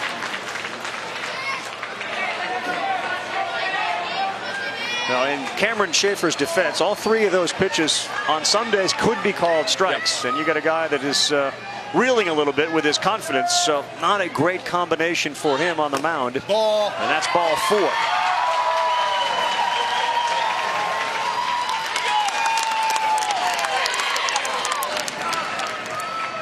And unfortunately, it feels like they're going to make a pitching change here, and they will. And that could have ended very differently if those balls were called strikes. Okay, guys. We got to pull us together. Reggie, you're going to be after Preston here. Let's go. Huh? I don't know where I'm missing. Doesn't matter. Strike zone's tight. That's why we got to stop swinging the bat, too. All right, Preston Barr is going to come in. Pretty honest assessment from Cameron Schaefer and the new head coach there, Kurt Barr, to say, yep, that's why we got to stop swinging. So we'll see if all of a sudden they get a little more patient on the other side. Idaho, with great-grandma looking on, gets a big double from Braden Newby, and it's all going their way. Even the train, it's all going their way.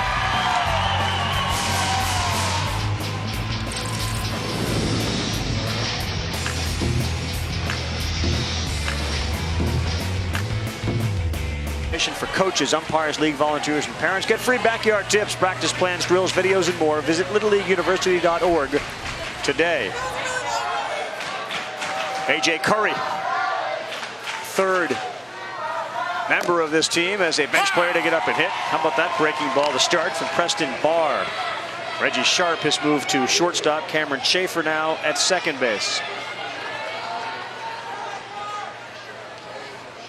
2 down for Curry.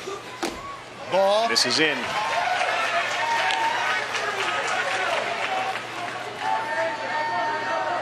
For substitute on this team from Idaho, Nolan Christ, still to get in.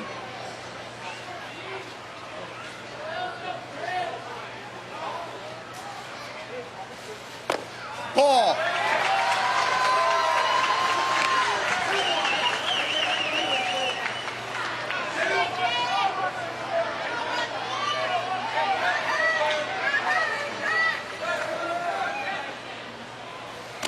Ball. It's close. It's close, and sometimes you get a swing on that one 2-1, but instead now 3-1.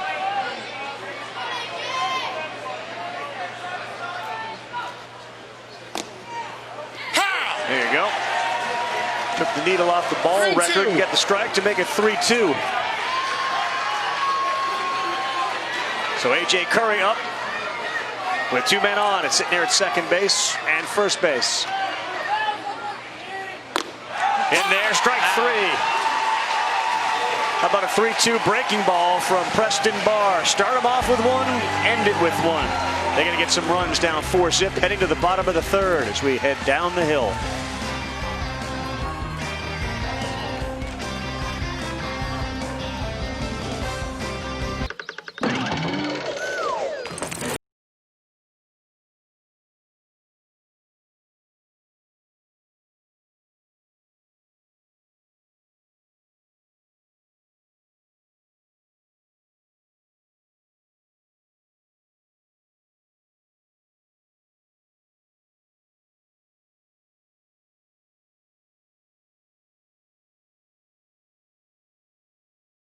Great-grandmother enjoying what she saw her great-great-grandson do as we Bring you the Honda game summary. Braden Newby, that's the grandson, 2 for 2. She's seen the single and the double. Got a couple of runs. Christopher Reynolds has been tremendous on the mound. It's a big inning as we begin the bottom of the third with 2, 3, and 4 due up for Grosse Pointe Wood Shore. Trio of Purify, Sharp, and Hill combined to hit 7 home runs at the regional. We'll lead it off with Purify. And the first pitch takes a big hack at it and fouls it out of play. Heard Kurt Barr talk about, well, maybe we need to be a little more patient, but in Reynolds' favor, he throws a lot of strikes. Yeah, he does. I mean, it's game plan to be patient works if the other guy's not throwing strike one. And for the most part tonight, Christopher Reynolds is throwing strike one.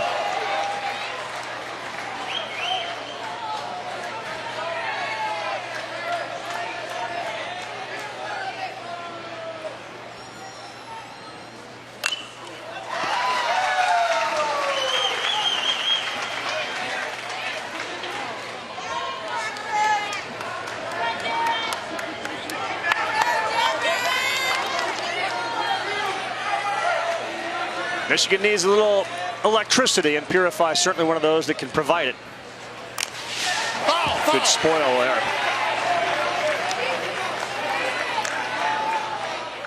That was not an easy one to make contact with right there. I mean, that looked like a fastball the whole way, and it just darted off the barrel. Good job of Jaron Purify just to get a piece to stay alive. 5'8", 135.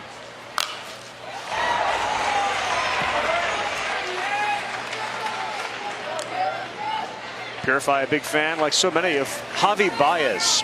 He describes him as a god because he plays with so much swag. And then he's a tag specialist. Purify, a third baseman on this team. Baez known as a tag specialist. That's a neat label to have. He is. He's gone. That gets by, and Purify is going to be to first easily. And that's a base runner, and that's something important for Michigan. All right, so after Julie did a terrific, emotional interview with a great-great-grandmother, where are we going now?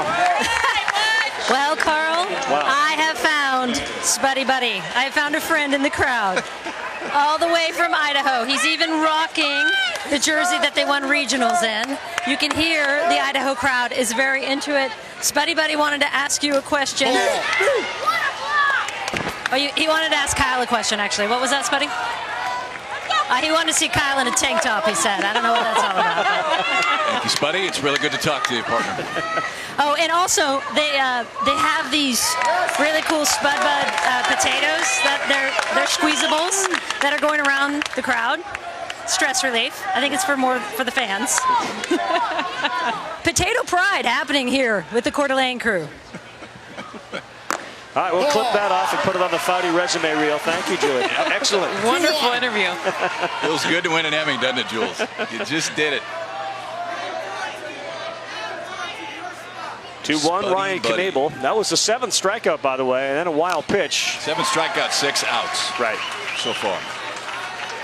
We're talking about first pitches. 10 to 12 so far have been first pitch strikes. So Christopher Reynolds has been pounding strike one the entire time.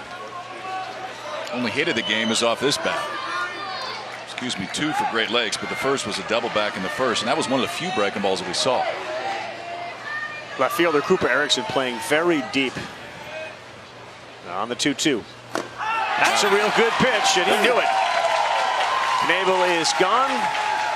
We've done the potato interview, and now we have video of the tank top. No, not the tank. Oh gosh. Oh. Foudy, no. Mendoza, and here he comes. No. Stanford's finest. And if I'm worried about my acne, then I just look to your left. got They took the picture good on old 2. glasses. High pop-up. Erickson, Newby calls it, and he makes the play, and he'll run it back in.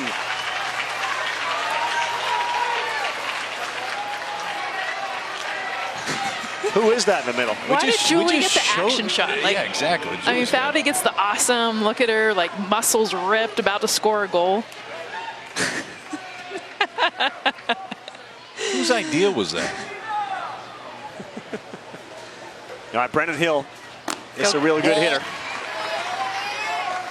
8 strikeouts. And that was the first out made by a fielder. Yeah. Everything else been by a strikeout.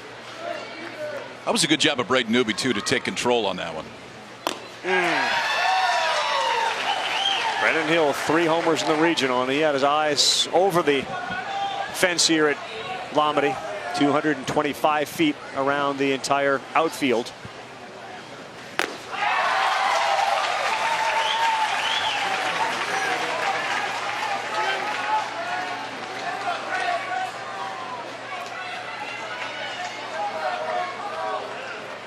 One, two. Off speed, fouled at the plate. You like the off-speed pitch there, just not in that location to get him off the fastball a little? Yeah, I mean, I kind of slow him up, or slow him down, speed him up right here, I think, especially with the guy. I mean, you know that Brennan Hill, he struck out the first time, and I know he swung through one here, but has the ability to make this 4-2 pretty quick. Fastball up and out of the zone will be just fine here. Ball.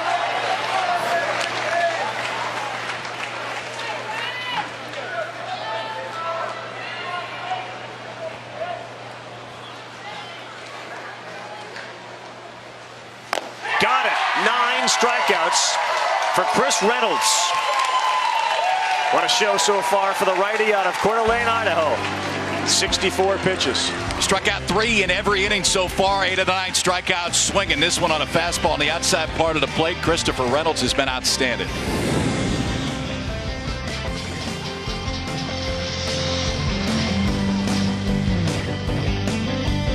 And all these teams come out of different regions.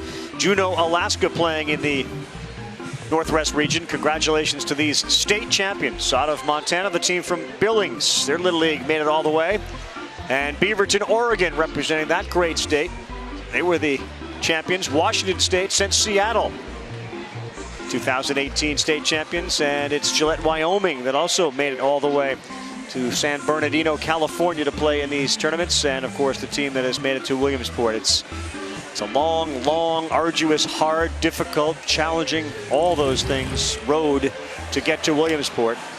And you have 16 teams that made it, 8 from the international side. We got Spain here, Japan's here, Mexico, Panama we haven't seen, Hawaii as well.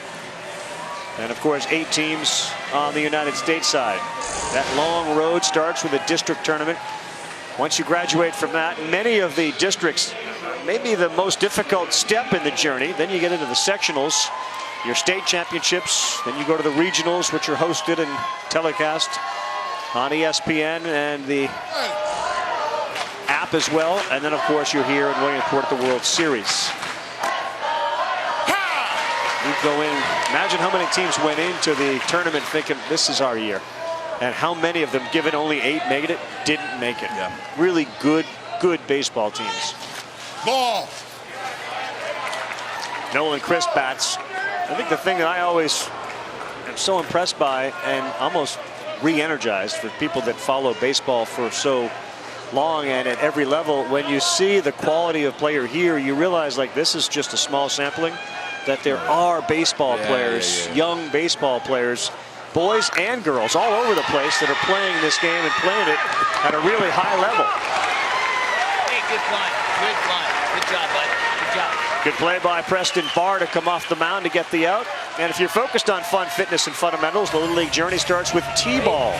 Visit littleleague.org/T-ball for our free 10-week practice plan to keep the youngest Little Leaguers moving, having fun, learning the games of baseball and softball. That's T-ball age right there. Yeah, that may be a T-baller. My little one starts T-ball this year. You bowed out of coaching? You bowed out of the coaching? Yeah, I don't know if I'll coach. Love that. One of the great Mendoza lines last year. You're a coach, you love it, you doing it anymore? Nope. Done, shut piece. Once we got into the Dirt Angels, my During whole the game. middle infield was doing Dirt Angels. It was fun.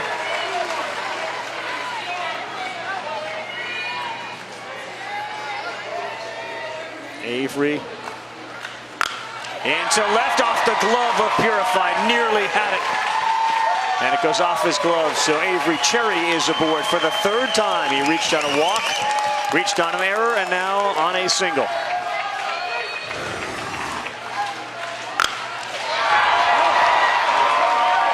even with the bag over there, Jared Purify, it was close. I mean, it got right off the edge of his glove, but those bases just 60 feet away. When it's hit right on the button, there's just not a lot of time to react.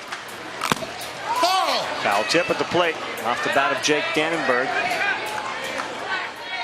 So feel like a pretty big inning for Michigan here. You've given up 3 in the second. You gave up 1 more in the third. Your pitcher's pitching great. You really got to hold him at 4. I think so, but I would also say, I mean, they scored 46 runs in the regional, and so the mindset, you know, in that dugout is we're gonna score. I mean, let's keep it as close as we can.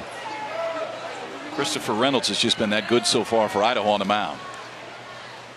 Ball. 2-1.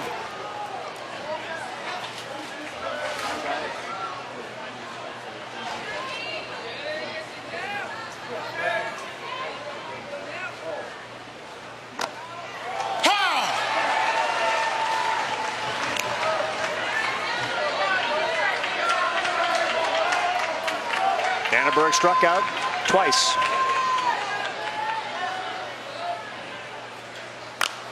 Back up here. Oh, thought we had our first of the Little League World Series. He was all over it. He was. You just went arms folded. There was 0 movement at all. No interest right there. You know, when you know you can't make a play and you reach for it, it looks like there's effort involved, but you know there's no chance you're going to get there. It's like diving in the outfield and the bullet's already by you. Watch this. Purified a second for 1. They turn a double play. That was smooth. Purified a Schaefer on a 5-4-3 double play. Like this. Jared Purify over at third base. It starts with that first throw. 1 hopper, feeder set, takes no steps. And Cameron Schaefer was just on the mound, finds himself at second base, finishes off a great 5-4-3 double play.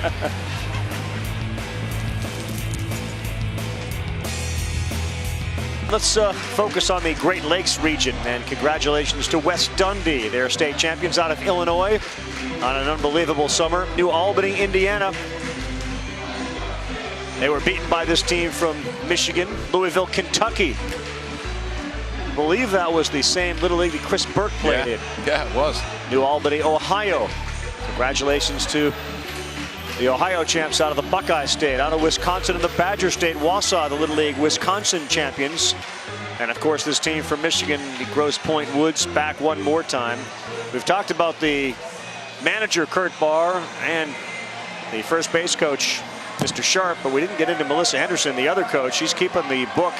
She's the league president there. She's been with the team since the boys were all 8. She came to Williamsport last year to watch it. She's the first woman to coach the Little League World Series. Kathy Barnard did it in North Vancouver's Little League back in Canada in 1993. Her photos are on the wall of the museum, and perhaps Melissa Henderson will get her picture up there. She was telling the coaches, you've got substitutes, got to get in the game. You got Preston Barr up. You want to make sure you protect the top of your order as well. So likely to see the 4 substitute hitters, at the very least, after Preston Barr is done. We'll hear from Melissa Julius with her in just a second. The parents of Melissa. Barr left field, hit pretty well. Nice job out there by Cooper Erickson. All right, Julie. Yeah, I'm here with Jim and Val, Melissa's parents, as you said, Carl. Jim, when did you know that your daughter would be coaching boys with Little League Baseball? Well, I've dragged Melissa to baseball fields and basketball courts since she's been 2 or 3 years old. Without a question, she was going to be a coach someday. She didn't have any choice because you were coaching for 20-plus years with Little League. Val, how inspirational has she been to other women that you've noticed? I think very inspirational because people doubt that a woman can coach, and she knows more about sports than a lot of men. And her sisters look up to her, and it's been a great experience. And here she is with her son Ryan at the Little League World Series, and maybe it will inspire one Jessica Mendoza to coach as well. Get back into it again. That's right.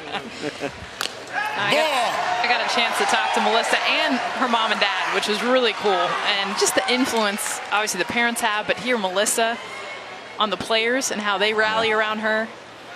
It will be cool, though, when one day it's not even talked about. It's just normal. Yep. Melissa's an accomplished basketball coach, has been doing that for 15 years. Her son, actually, she says, is way better basketball player than baseball. He's a legit basketball player. And look who's coming up. Ryan Henderson, Melissa's son, and the grandson of the folks we just saw. She said, being with the Little Leaguers, she stays in the Grove, she stays in the dorm.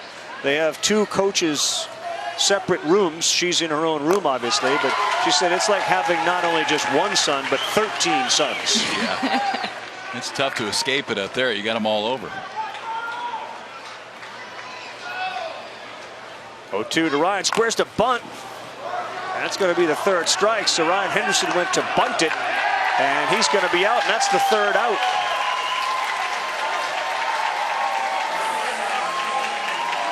Wonder what the coach is going to think about that. We're through 4. Idaho still up 4-zip. Michigan only 2 hits, and that was an 8-pitch inning. Posing for pictures. I like it.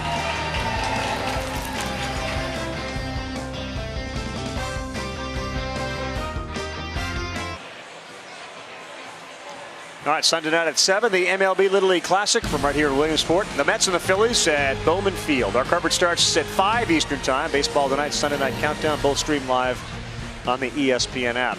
One of the great parts of this entire endeavor is you get the major leaguers mingling with the little leaguers, and they spend a couple of hours here and really immerse themselves in it.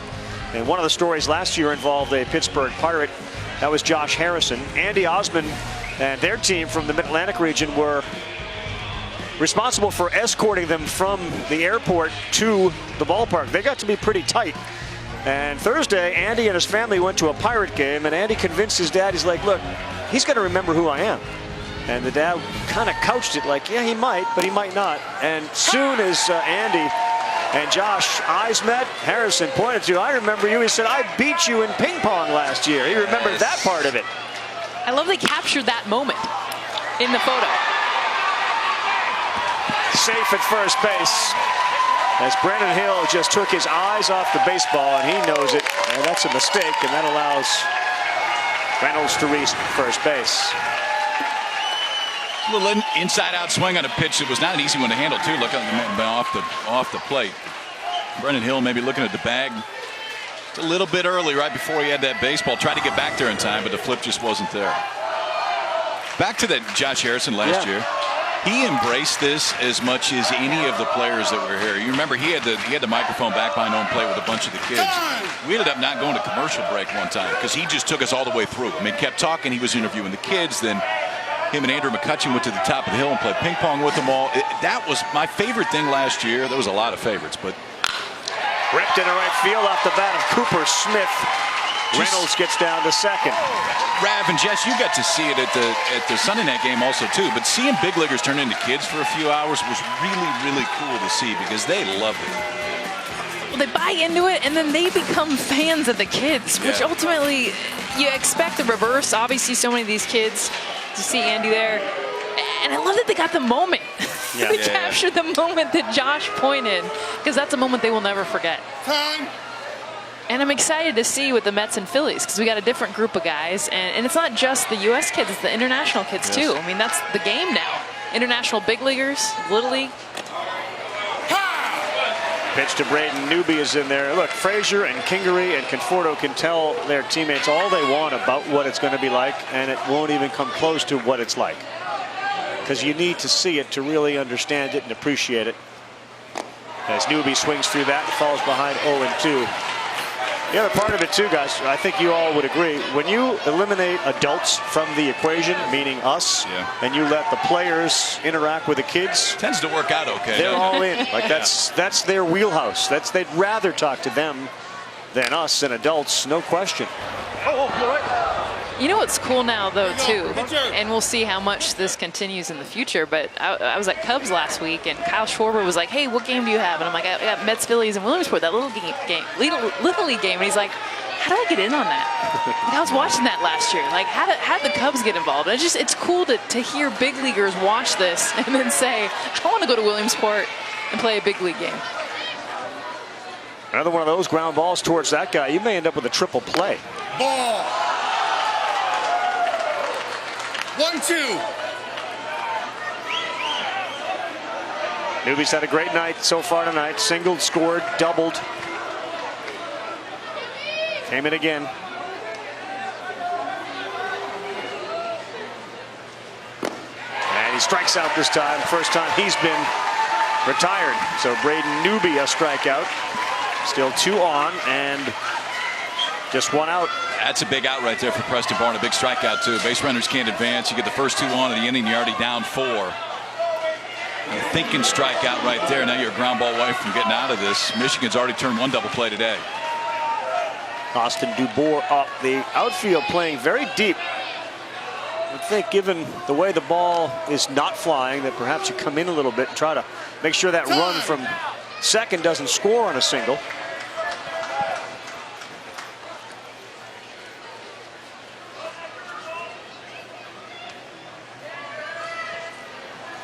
Might be switching signs up here.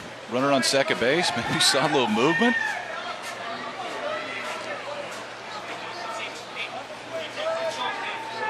It's one of the great stories that Todd Frazier told. Say, I'm not even Todd sure Frazier. it was a great story, but he did tell the story. It was a fantastic story. His manager told him before his at-bat to lead off the Little League World Series back in 1998.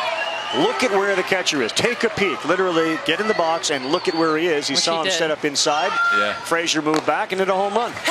They got the wheel play on and they set it up beautifully, and everybody gets back. Everybody did what they were supposed to. Didn't he say he got called out for it too?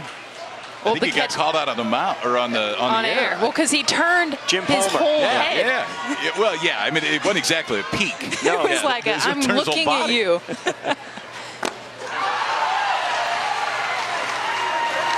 0-2, Austin Dubois.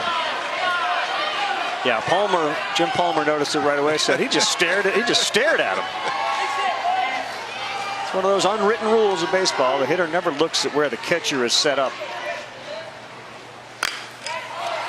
That's out of play. Oh, I did. You did? Especially, well, and you play a lot, like when we play internationally, you get a lot of, Japan will do it and they start messing with you. So they'd start like coming in inside, loud, and they'd notice that I was peeking and moving and being able to look. And at some point they start to kind of counter back. It's not illegal. You're looking at me like I'm crazy. I just didn't think that you would need to do that. A little bit disappointed, actually. To know where the pitch is going? Get the out at first, runners advance. This is Todd Frazier. So go back to 1998. Watch him step into the box and watch him look down and stare. Where is he? There he is. Okay. Setting up in. He got There caught, he is. too. Did you see him turn around as fast as he could? Nope. And of course, ding dong, pitch went over the wall. Frazier MVP got the final out of that. As Tom's River celebrated the Little League World Series title.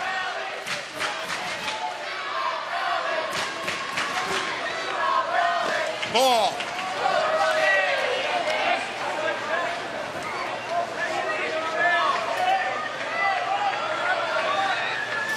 Chase Saunders with runners at second and third. On the ground, Purify, no way! Oh, what a play! Play of the Little League World Series made by Jaron Purify. That's unbelievable. Go get it. Backhand, a ball that was fair the whole way, then comes out and throws a seed across the diamond.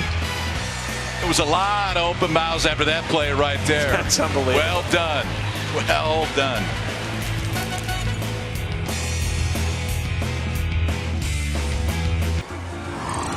The Little League World Series on ESPN is presented by Dick's Sporting Goods, proud supporter of Little League in all youth sports, and in part by the Honda Odyssey, official vehicle of Little League since 1996. Standing ovation from Kyle Peterson and Jess Mendoza after we just witnessed that incredible play by Jaron Purify. As we take a look at our bracket here at the Little League World Series. Georgia and Hawaii later, Panama, Canada, currently on ESPN-U. And we're keeping our fingers crossed the weather cooperates. We get all of the games in over the first 2 days. Ball. Start things off with Elliot Naderhood. He will bat in the 9 spot for Jake Martin. Then we go back to the top of the order. The team from Michigan still will have one player to get in at bat. That's J.J. Sheck. 2-0, and Chris Reynolds pitch count to 74. So perhaps he'll eventually come out of this game, which will help the team from Michigan because he's been so good. That's a late call for a strike.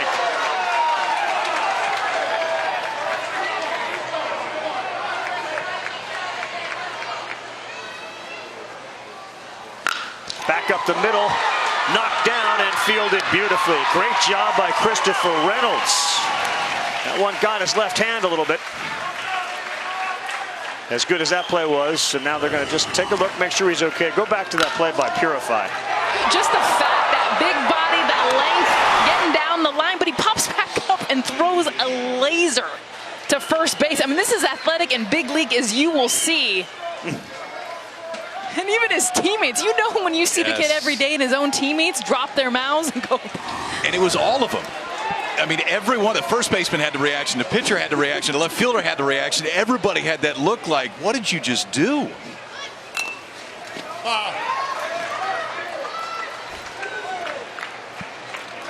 So instead of Reggie Sharp, they opt to use J.J. Sheck in this situation. In the bottom of the fifth, and they will, now both teams satisfied their substitution requirements, the mandatory play rule at the Little League World Series. Popped up, this is playable. First baseman Smith right there to make the play. And with 78 pitches, there are 2 down.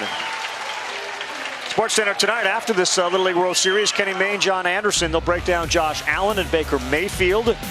A Zion Williamson evaluation. He went for like 29-6 in his first game as Duke is on their exhibition tour. And all the top plays from here in Williamsport, we've added to that tonight. Sports Center after Georgia, Hawaii on ESPN and everywhere on the ESPN app. Here's Purify, the great defensive play. Ripped into left field, and that's going to reach the wall in a heartbeat. Steps on first and a stand-up double. He was at second base in what felt like less than 2.5 seconds.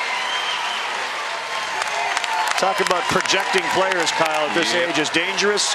Doesn't feel like it's too dangerous with him. No, I mean, it's the hands work. Obviously, we've seen him defensively, and Jess, when he gets out of the box, he's floating right away. So athletic, and honestly, we've seen all his first swings this game just miss. That one doesn't for a double. Ryan Knable will try to bring him in. The first pitch is high.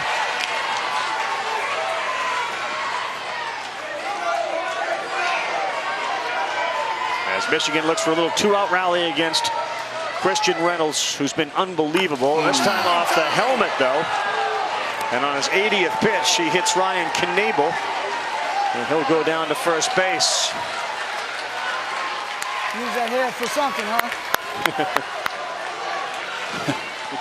Jeremy said, use that head for something.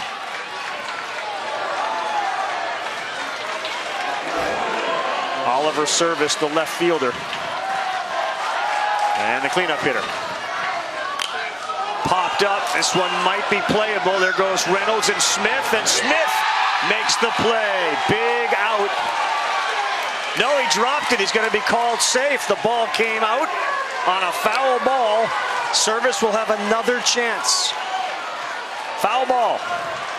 Everybody back to the base. Ball dead as soon as it hits the ground. The home plate umpire made that call. Well, it looked like he caught it. It was just a transfer of literally just heading back to the dugout. I almost thought this was a catch. Well, it was a catch. Yeah. And then just the transfer. That is not a reviewable play. And I think the home plate umpire will be told that's not a reviewable play. And unfortunately for Cooper Smith, that was a catch. As he moved the ball to his hand, he dropped it, but he certainly exhibited control. This isn't the NFL where you need to make sure, with the old rules, that you maintain control through the ground. Yeah. Yeah, that's a catch. That's a catch. Yep. The two infielders, the catcher, Cherry and Reynolds, make sure we give him room. People had turned their heads. It was in the glove long enough. Service put his head down. But again, he's going to get another chance. And that one's not reviewable.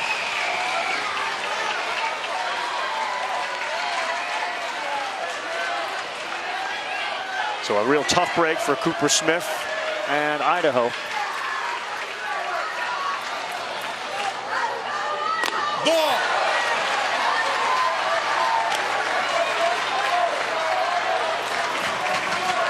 I love Christopher Reynolds. He's not afraid to go inside. This likely be his last batter with his 84th pitch. Fouls it back. Had that ball been caught, Reynolds would have been out of the inning and would have been able to face Brennan Hill, who's the biggest power hitter on this team. Now he will not be able to face Hill either in this inning or in the 6th. That one got away. We'll see if we can throw him out at first. Down in the dirt, and it gets thrown into the outfield. Purify is in. Right here. And wow, how the inning changes. 2 chances to get service out. One not their fault. The second one, the ball gets away from the catcher, and now a tying run comes to the plate. And for Avery Cherry back behind home plate, he does a good job of blocking it. Has enough time. First baseman gets on the correct side. You want to get on the outside there, everything in foul territory to try to make that throw a little bit quicker, but just speeds it up. Ball gets away, and maybe in a different way than they're used to. The Michigan's on the board here. And that'll be it for Christopher Reynolds, who was outstanding on the mound. All right, so everything's changed here all of a sudden. You have your tying run at the plate. And the Hill man, who hit 3 homers at the regional when we come back.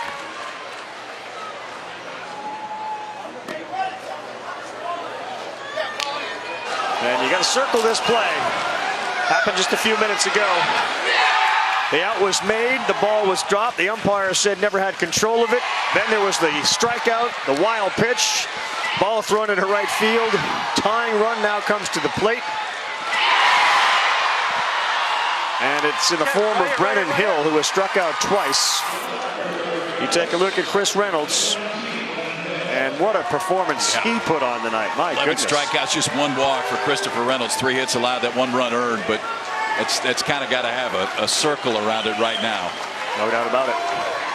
So first and third, and Brennan Hill is thinking one thing right now, and that's tying this game up. Braden Newby, the new pitcher.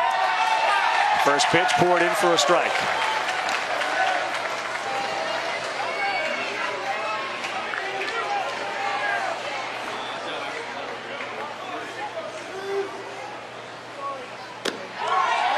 One and one.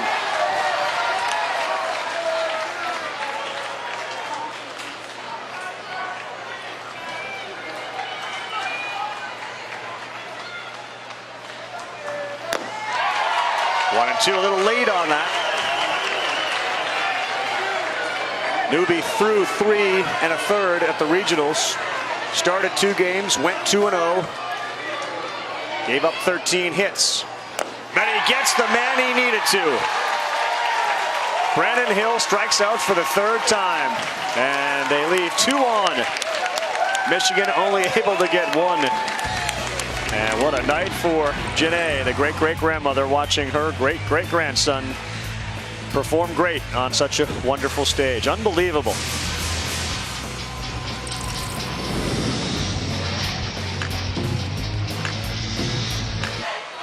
Hope you're enjoying the game as much as we are. Welcome back to ESPN's coverage of the Little League World Series. It's presented by Dick's Sporting Goods, and just a really well-played Little League baseball game tonight. Great pitching, and now the team from the West, Honolulu, Hawaii, in the house and ready to go.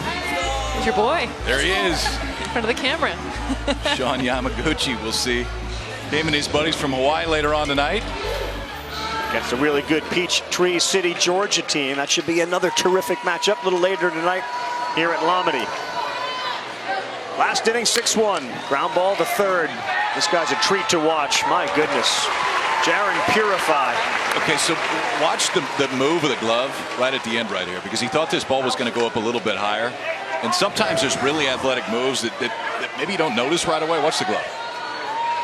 He went to turn it over and then had to flip it right at the last minute because he didn't exactly get the hop that he wanted, but knows he's got enough arm to take his time and fire it across. That was right at the last minute. Had to turn the glove over to make sure that ball didn't get through his legs, but then the arm strength is plenty to finish the out. Sure there's enough arm there? I'm certain. It's I'd like decent. to see him 46 feet I away. know, I I was was see what it looks wondering like about there. I was wondering about that. He did not pitch at all at the regionals.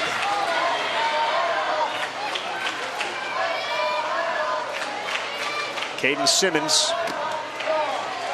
Good frame job by the catcher Jake Martin, but it doesn't get the strike call, so it's 1-1.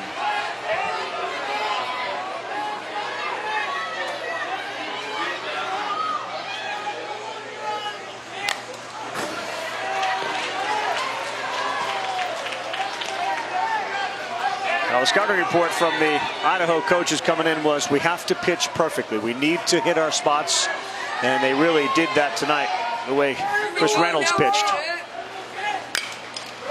Popped up, second baseman going back is Schaefer, and he is there to make the play. Cameron Schaefer for the second out.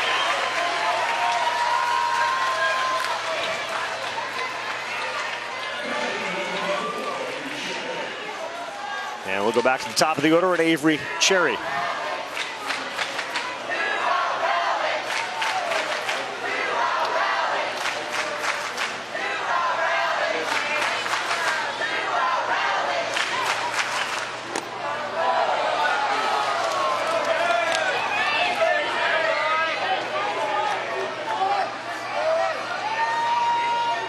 Preston Barris. Ball drops really hard right around the plate.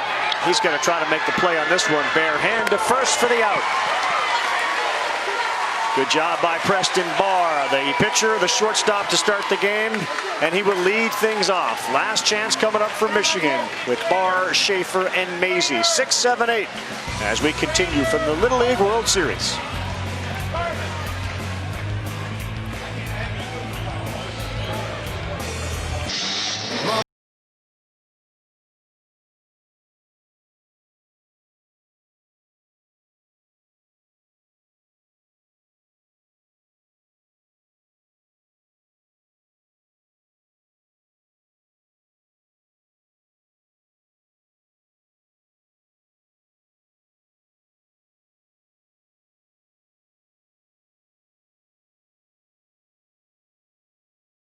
Contention, you got to lose twice. And Michigan is down to their final 3 outs, trailing 3-1. They've only had 3 hits in the game. You watch this team play, though, there is a reason to believe, given the athleticism and their power, that they have the chance to, if not come back tonight, perhaps be one of those teams that can make it out of the losers bracket. It's a tough draw, though. Idaho playing so well and pitching well, and then whoever loses the night game, those are 2 very good teams in Georgia and Hawaii. Yeah, we got a fun one tonight.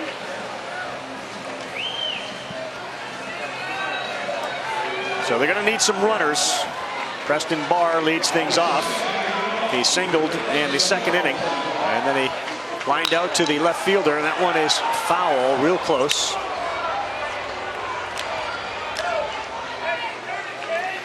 They stay aggressive at the plate even though they need base runners and are down 3.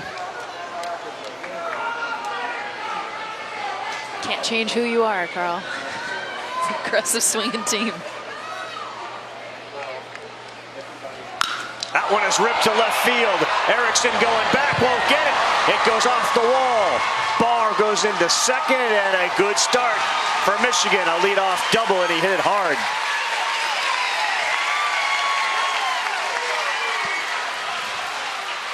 This team likes to swing. You saw almost double go down the line, and then Preston Barr sits back on this pitch. A little bit elevated in the zone, does a beautiful job, just missing going out of the stadium off the bottom of the wall. Oh, sportsmanship, high five, nice hit. Coming from Jake Dannenberg. Now Cameron Schaefer, first pitch poured in there for a strike. He reached in his only at bat. He was hit by a pitch.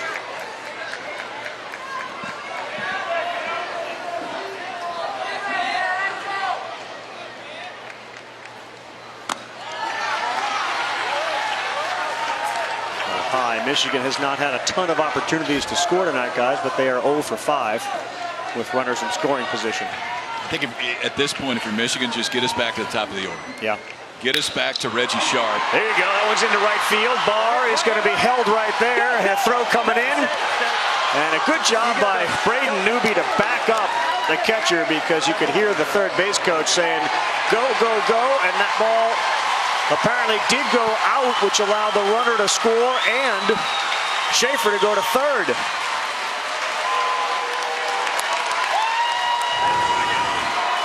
What I like about this swing, it's just a simple going with it, opposite field base hit. And this is what you got to do. Even runner at second base, I get it that that's not the only one you want, but it was almost a simple Idaho approach, the approach that they've had for these Michigan hitters. Dead ball, you saw that. I don't know if you saw it, but a hit off of that open window right behind home plate. And that means dead ball, runners advance. And now tying runs at the plate, nobody out. And it is time for Sean Cherry to kind of calm things down a little bit. Hey, remember, body language, right? You get total comments. It's okay. Hey, this is what I want. I want you to set up with a low glove. I want you to hit the target. I want you guys diving and flying all around, knocking balls down. Don't be humming the ball around, okay? You just hit the glove. That's all you got to do. Get a low target, right? Let's go. I like it. Simplify right now. I mean, there's enough noise. There's enough other stuff going on. Just simplify. Find the target, throw to the target, try to keep the ball down in the zone. Well, your point about getting back to the top of the order, with no force play, nobody out, we're at the 8th spot in the order. They're going to very likely get back to the top. And that one is going to get to the screen here. No souvenirs for the fans at Lombardi Stadium if you're sitting underneath the grandstand. The netting goes all the way from foul pole to protect the fans.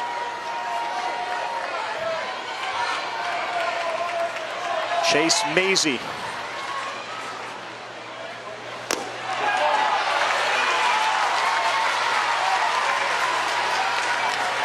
That's a good miss. It's exactly what his coach told him. First pitch, it was fouled off. It was a low strike. Next one misses low. You don't want to miss up against this team. Outside, 3-1. We are 4 batters away from Jaron Purify coming back to the plate. His last time up, he had a ringing double into left field.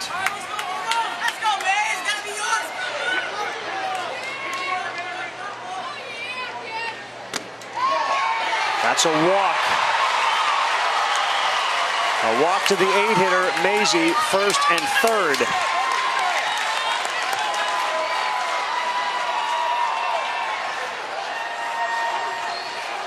Elliot Naderhood will bat now in the 9 spot. Michigan knocking on the door here. They scored 1 in the 5th, 1 more here in the 6th after trailing 4-zip for most of the game. Called strike on the corner.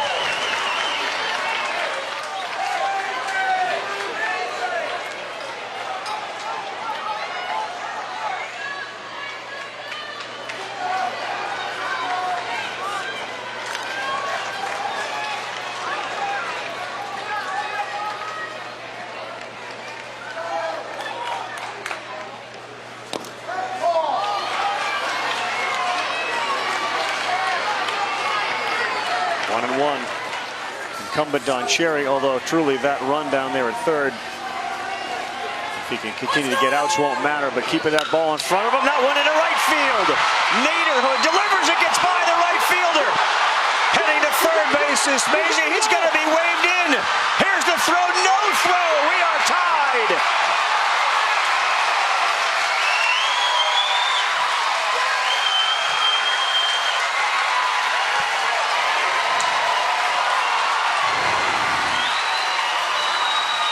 These Michigan bats have come alive in this inning. Ball that's ripped to right field, and we're just trying to get a little bit too aggressive out in right field. Austin DeBoer charges it, which you want to. You want to try to shorten that distance to get to it. The ball gets by, and the speed of Michigan takes over from there. We talk about it, this offense can be quick strike, and it has been quick strike in this inning. Still nobody out. How important it was to get back to the top of the order, and they are there right now. They are there with Reggie Sharp. How about Naderhood? A clean single, batting in the 9 spot. And 7 of the last 8 Michigan batters have reached base. So Sharp and then Purify on deck if they need to get there. 4-4.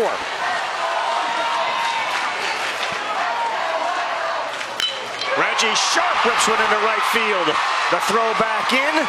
And here comes Jaron Purify with a chance to win it for Michigan. They are hitting everything now.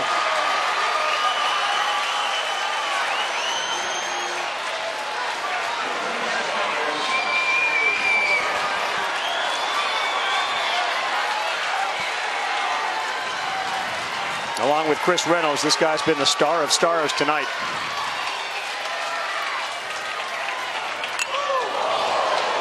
And the whole stadium sensed that. Yes, and that's been his swing every first pitch he's had. Just missed. Of course, his last one he hit for a double. If that one was elevated, it would have been 30 feet over the second wall. In the dirt, blocked. No advance, good breaking ball. You got to give him another one of those. I mean, after seeing his misses, his capability, I wouldn't give him anything near the strike zone. Yeah, you may give him 3 or 4 more if you don't get a swing and miss right here. Challenged him, slow roller. It'll go foul and be fielded foul. I mean, it's impressive that he even spoils this pitch. Yeah. I mean, it's like ankle level, 2 feet off the plate.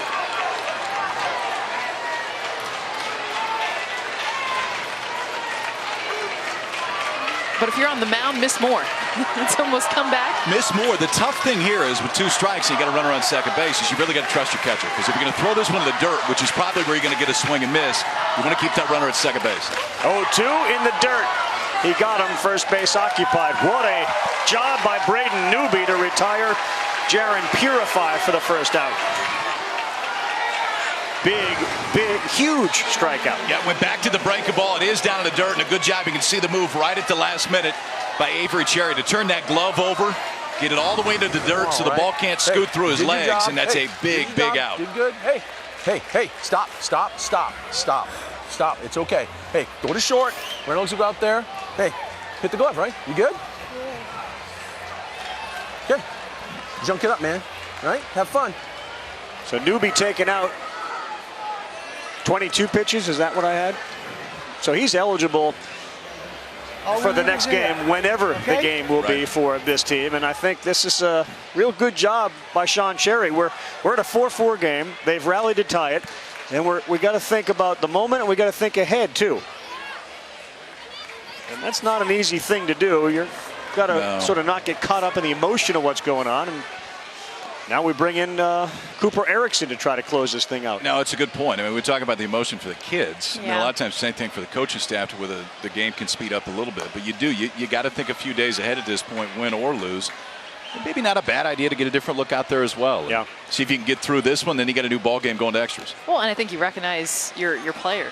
Clearly, Braden Newby, he's got that emotion. He was on the brink, and that's when your coaches know you. Big moment, get a new fresh arm. So now we take a look at Cooper Erickson. He's been all over the diamond tonight. The 13-year-old at 124 pounds. Take a look at the numbers from the regionals. And Cooper Erickson for this team.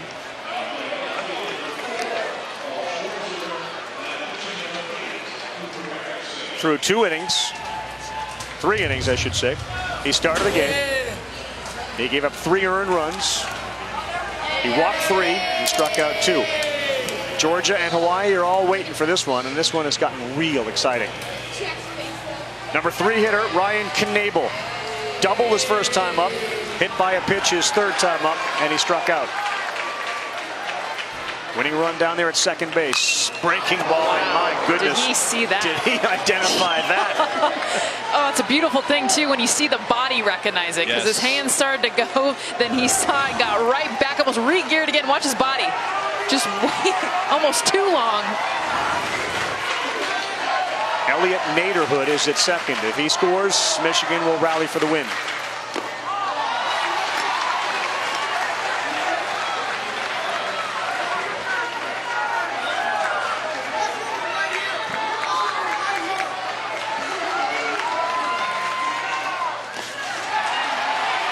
There was no way that ball was getting by Avery Cherry. He threw his whole body in front of it. That's really good on that breaking ball. Most of the time, the miss is going to be off the plate and down.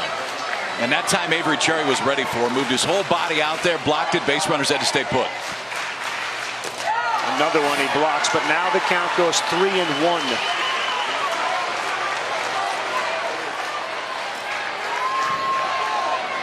There's Naderhood. Such a tough spot for a pitcher. Ripped off the third baseman's foot into left field. Naderhood being waved. Here's the throw, not close. Michigan comes back and wins it.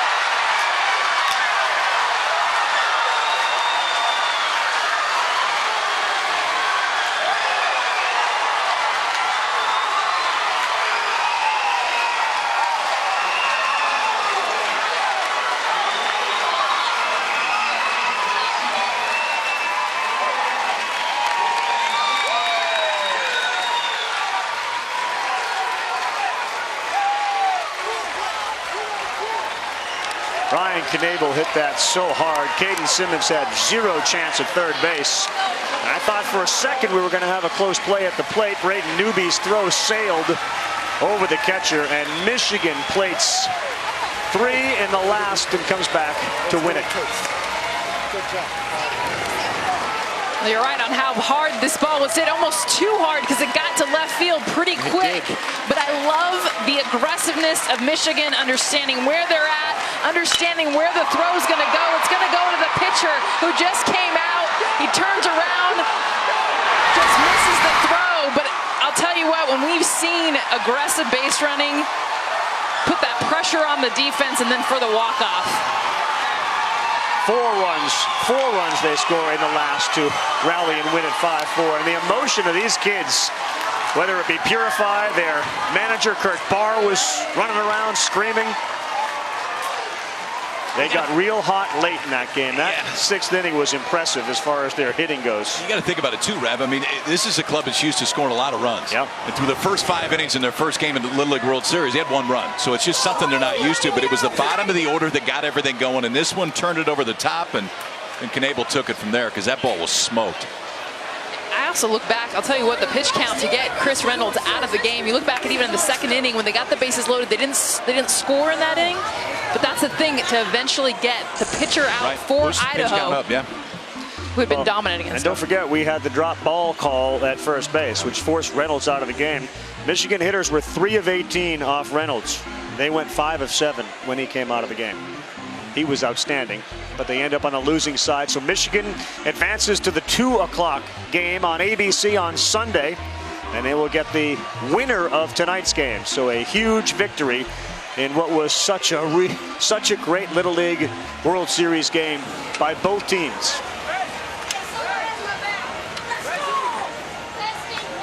That was fun, guys. That was fun. I mean, we saw a little bit of everything. Saw play at third base. We're probably going to see about 30 more times tonight, all across SportsCenter and everywhere else. And I'm excited to see Idaho still continue to play. And this is what double elimination allows you to do, because I like their scrappy style, the way that they came out swinging against. The entire story was about Michigan bats. Idaho got on the board early, though. This was the hit, and this was a shot. I mean, imagine being the third baseman. You're 60 feet away, and that thing is coming at you hard. It went off his foot. Yeah, you couldn't react that quick. It went off his foot. Here's the thing. If that ball's caught in left field, it's an out. It went off his foot. Yeah, but it bounced, what, 7 feet in front of him? Okay. Yeah. I mean, there's not too often you see a ball go off somebody's foot and land 7 feet in front of the left fielder. That's how hard that ball was hit. All right, let's go down to Julie. I got Kurt Barr, the coach, Ryan Knable, who just hit that game-winning hit. Coach, first with you. This happened at state championships as well. What did you say to the team going into the last inning? Yeah, so we believe that we can kind of do anything at states. It was 4-0, 1 out, nobody on base in the bottom of the 6th. We came back. So I told the team, hey, remember number 4. And we took care of business. Ryan, when you're going up to the plate, what's going through your mind in that moment? Clutch up. That's all I got to do is clutch up. How important is that for this team in this moment, in this first game? Oh, now we're rolling. Oh, we're good now. We're good now. No more close games. No more close games. Congratulations on quite a thriller. Julie, thank you very much. Yeah, so you take those experiences. We talked about the long road to Williamsport, and you build off the experiences. They had one at the regionals, and they do it again here by scoring 4 in the bottom of the 6th. And it's a team that is now obviously dealing with a lot of confidence. Yeah, that was fun. So we'll do it again in just a little while. You feel good about that? We'll see you in a while, right? Kyle in on that? Jess, you in? I'm in. Great. For now, though, here's Dave Fleming with another game.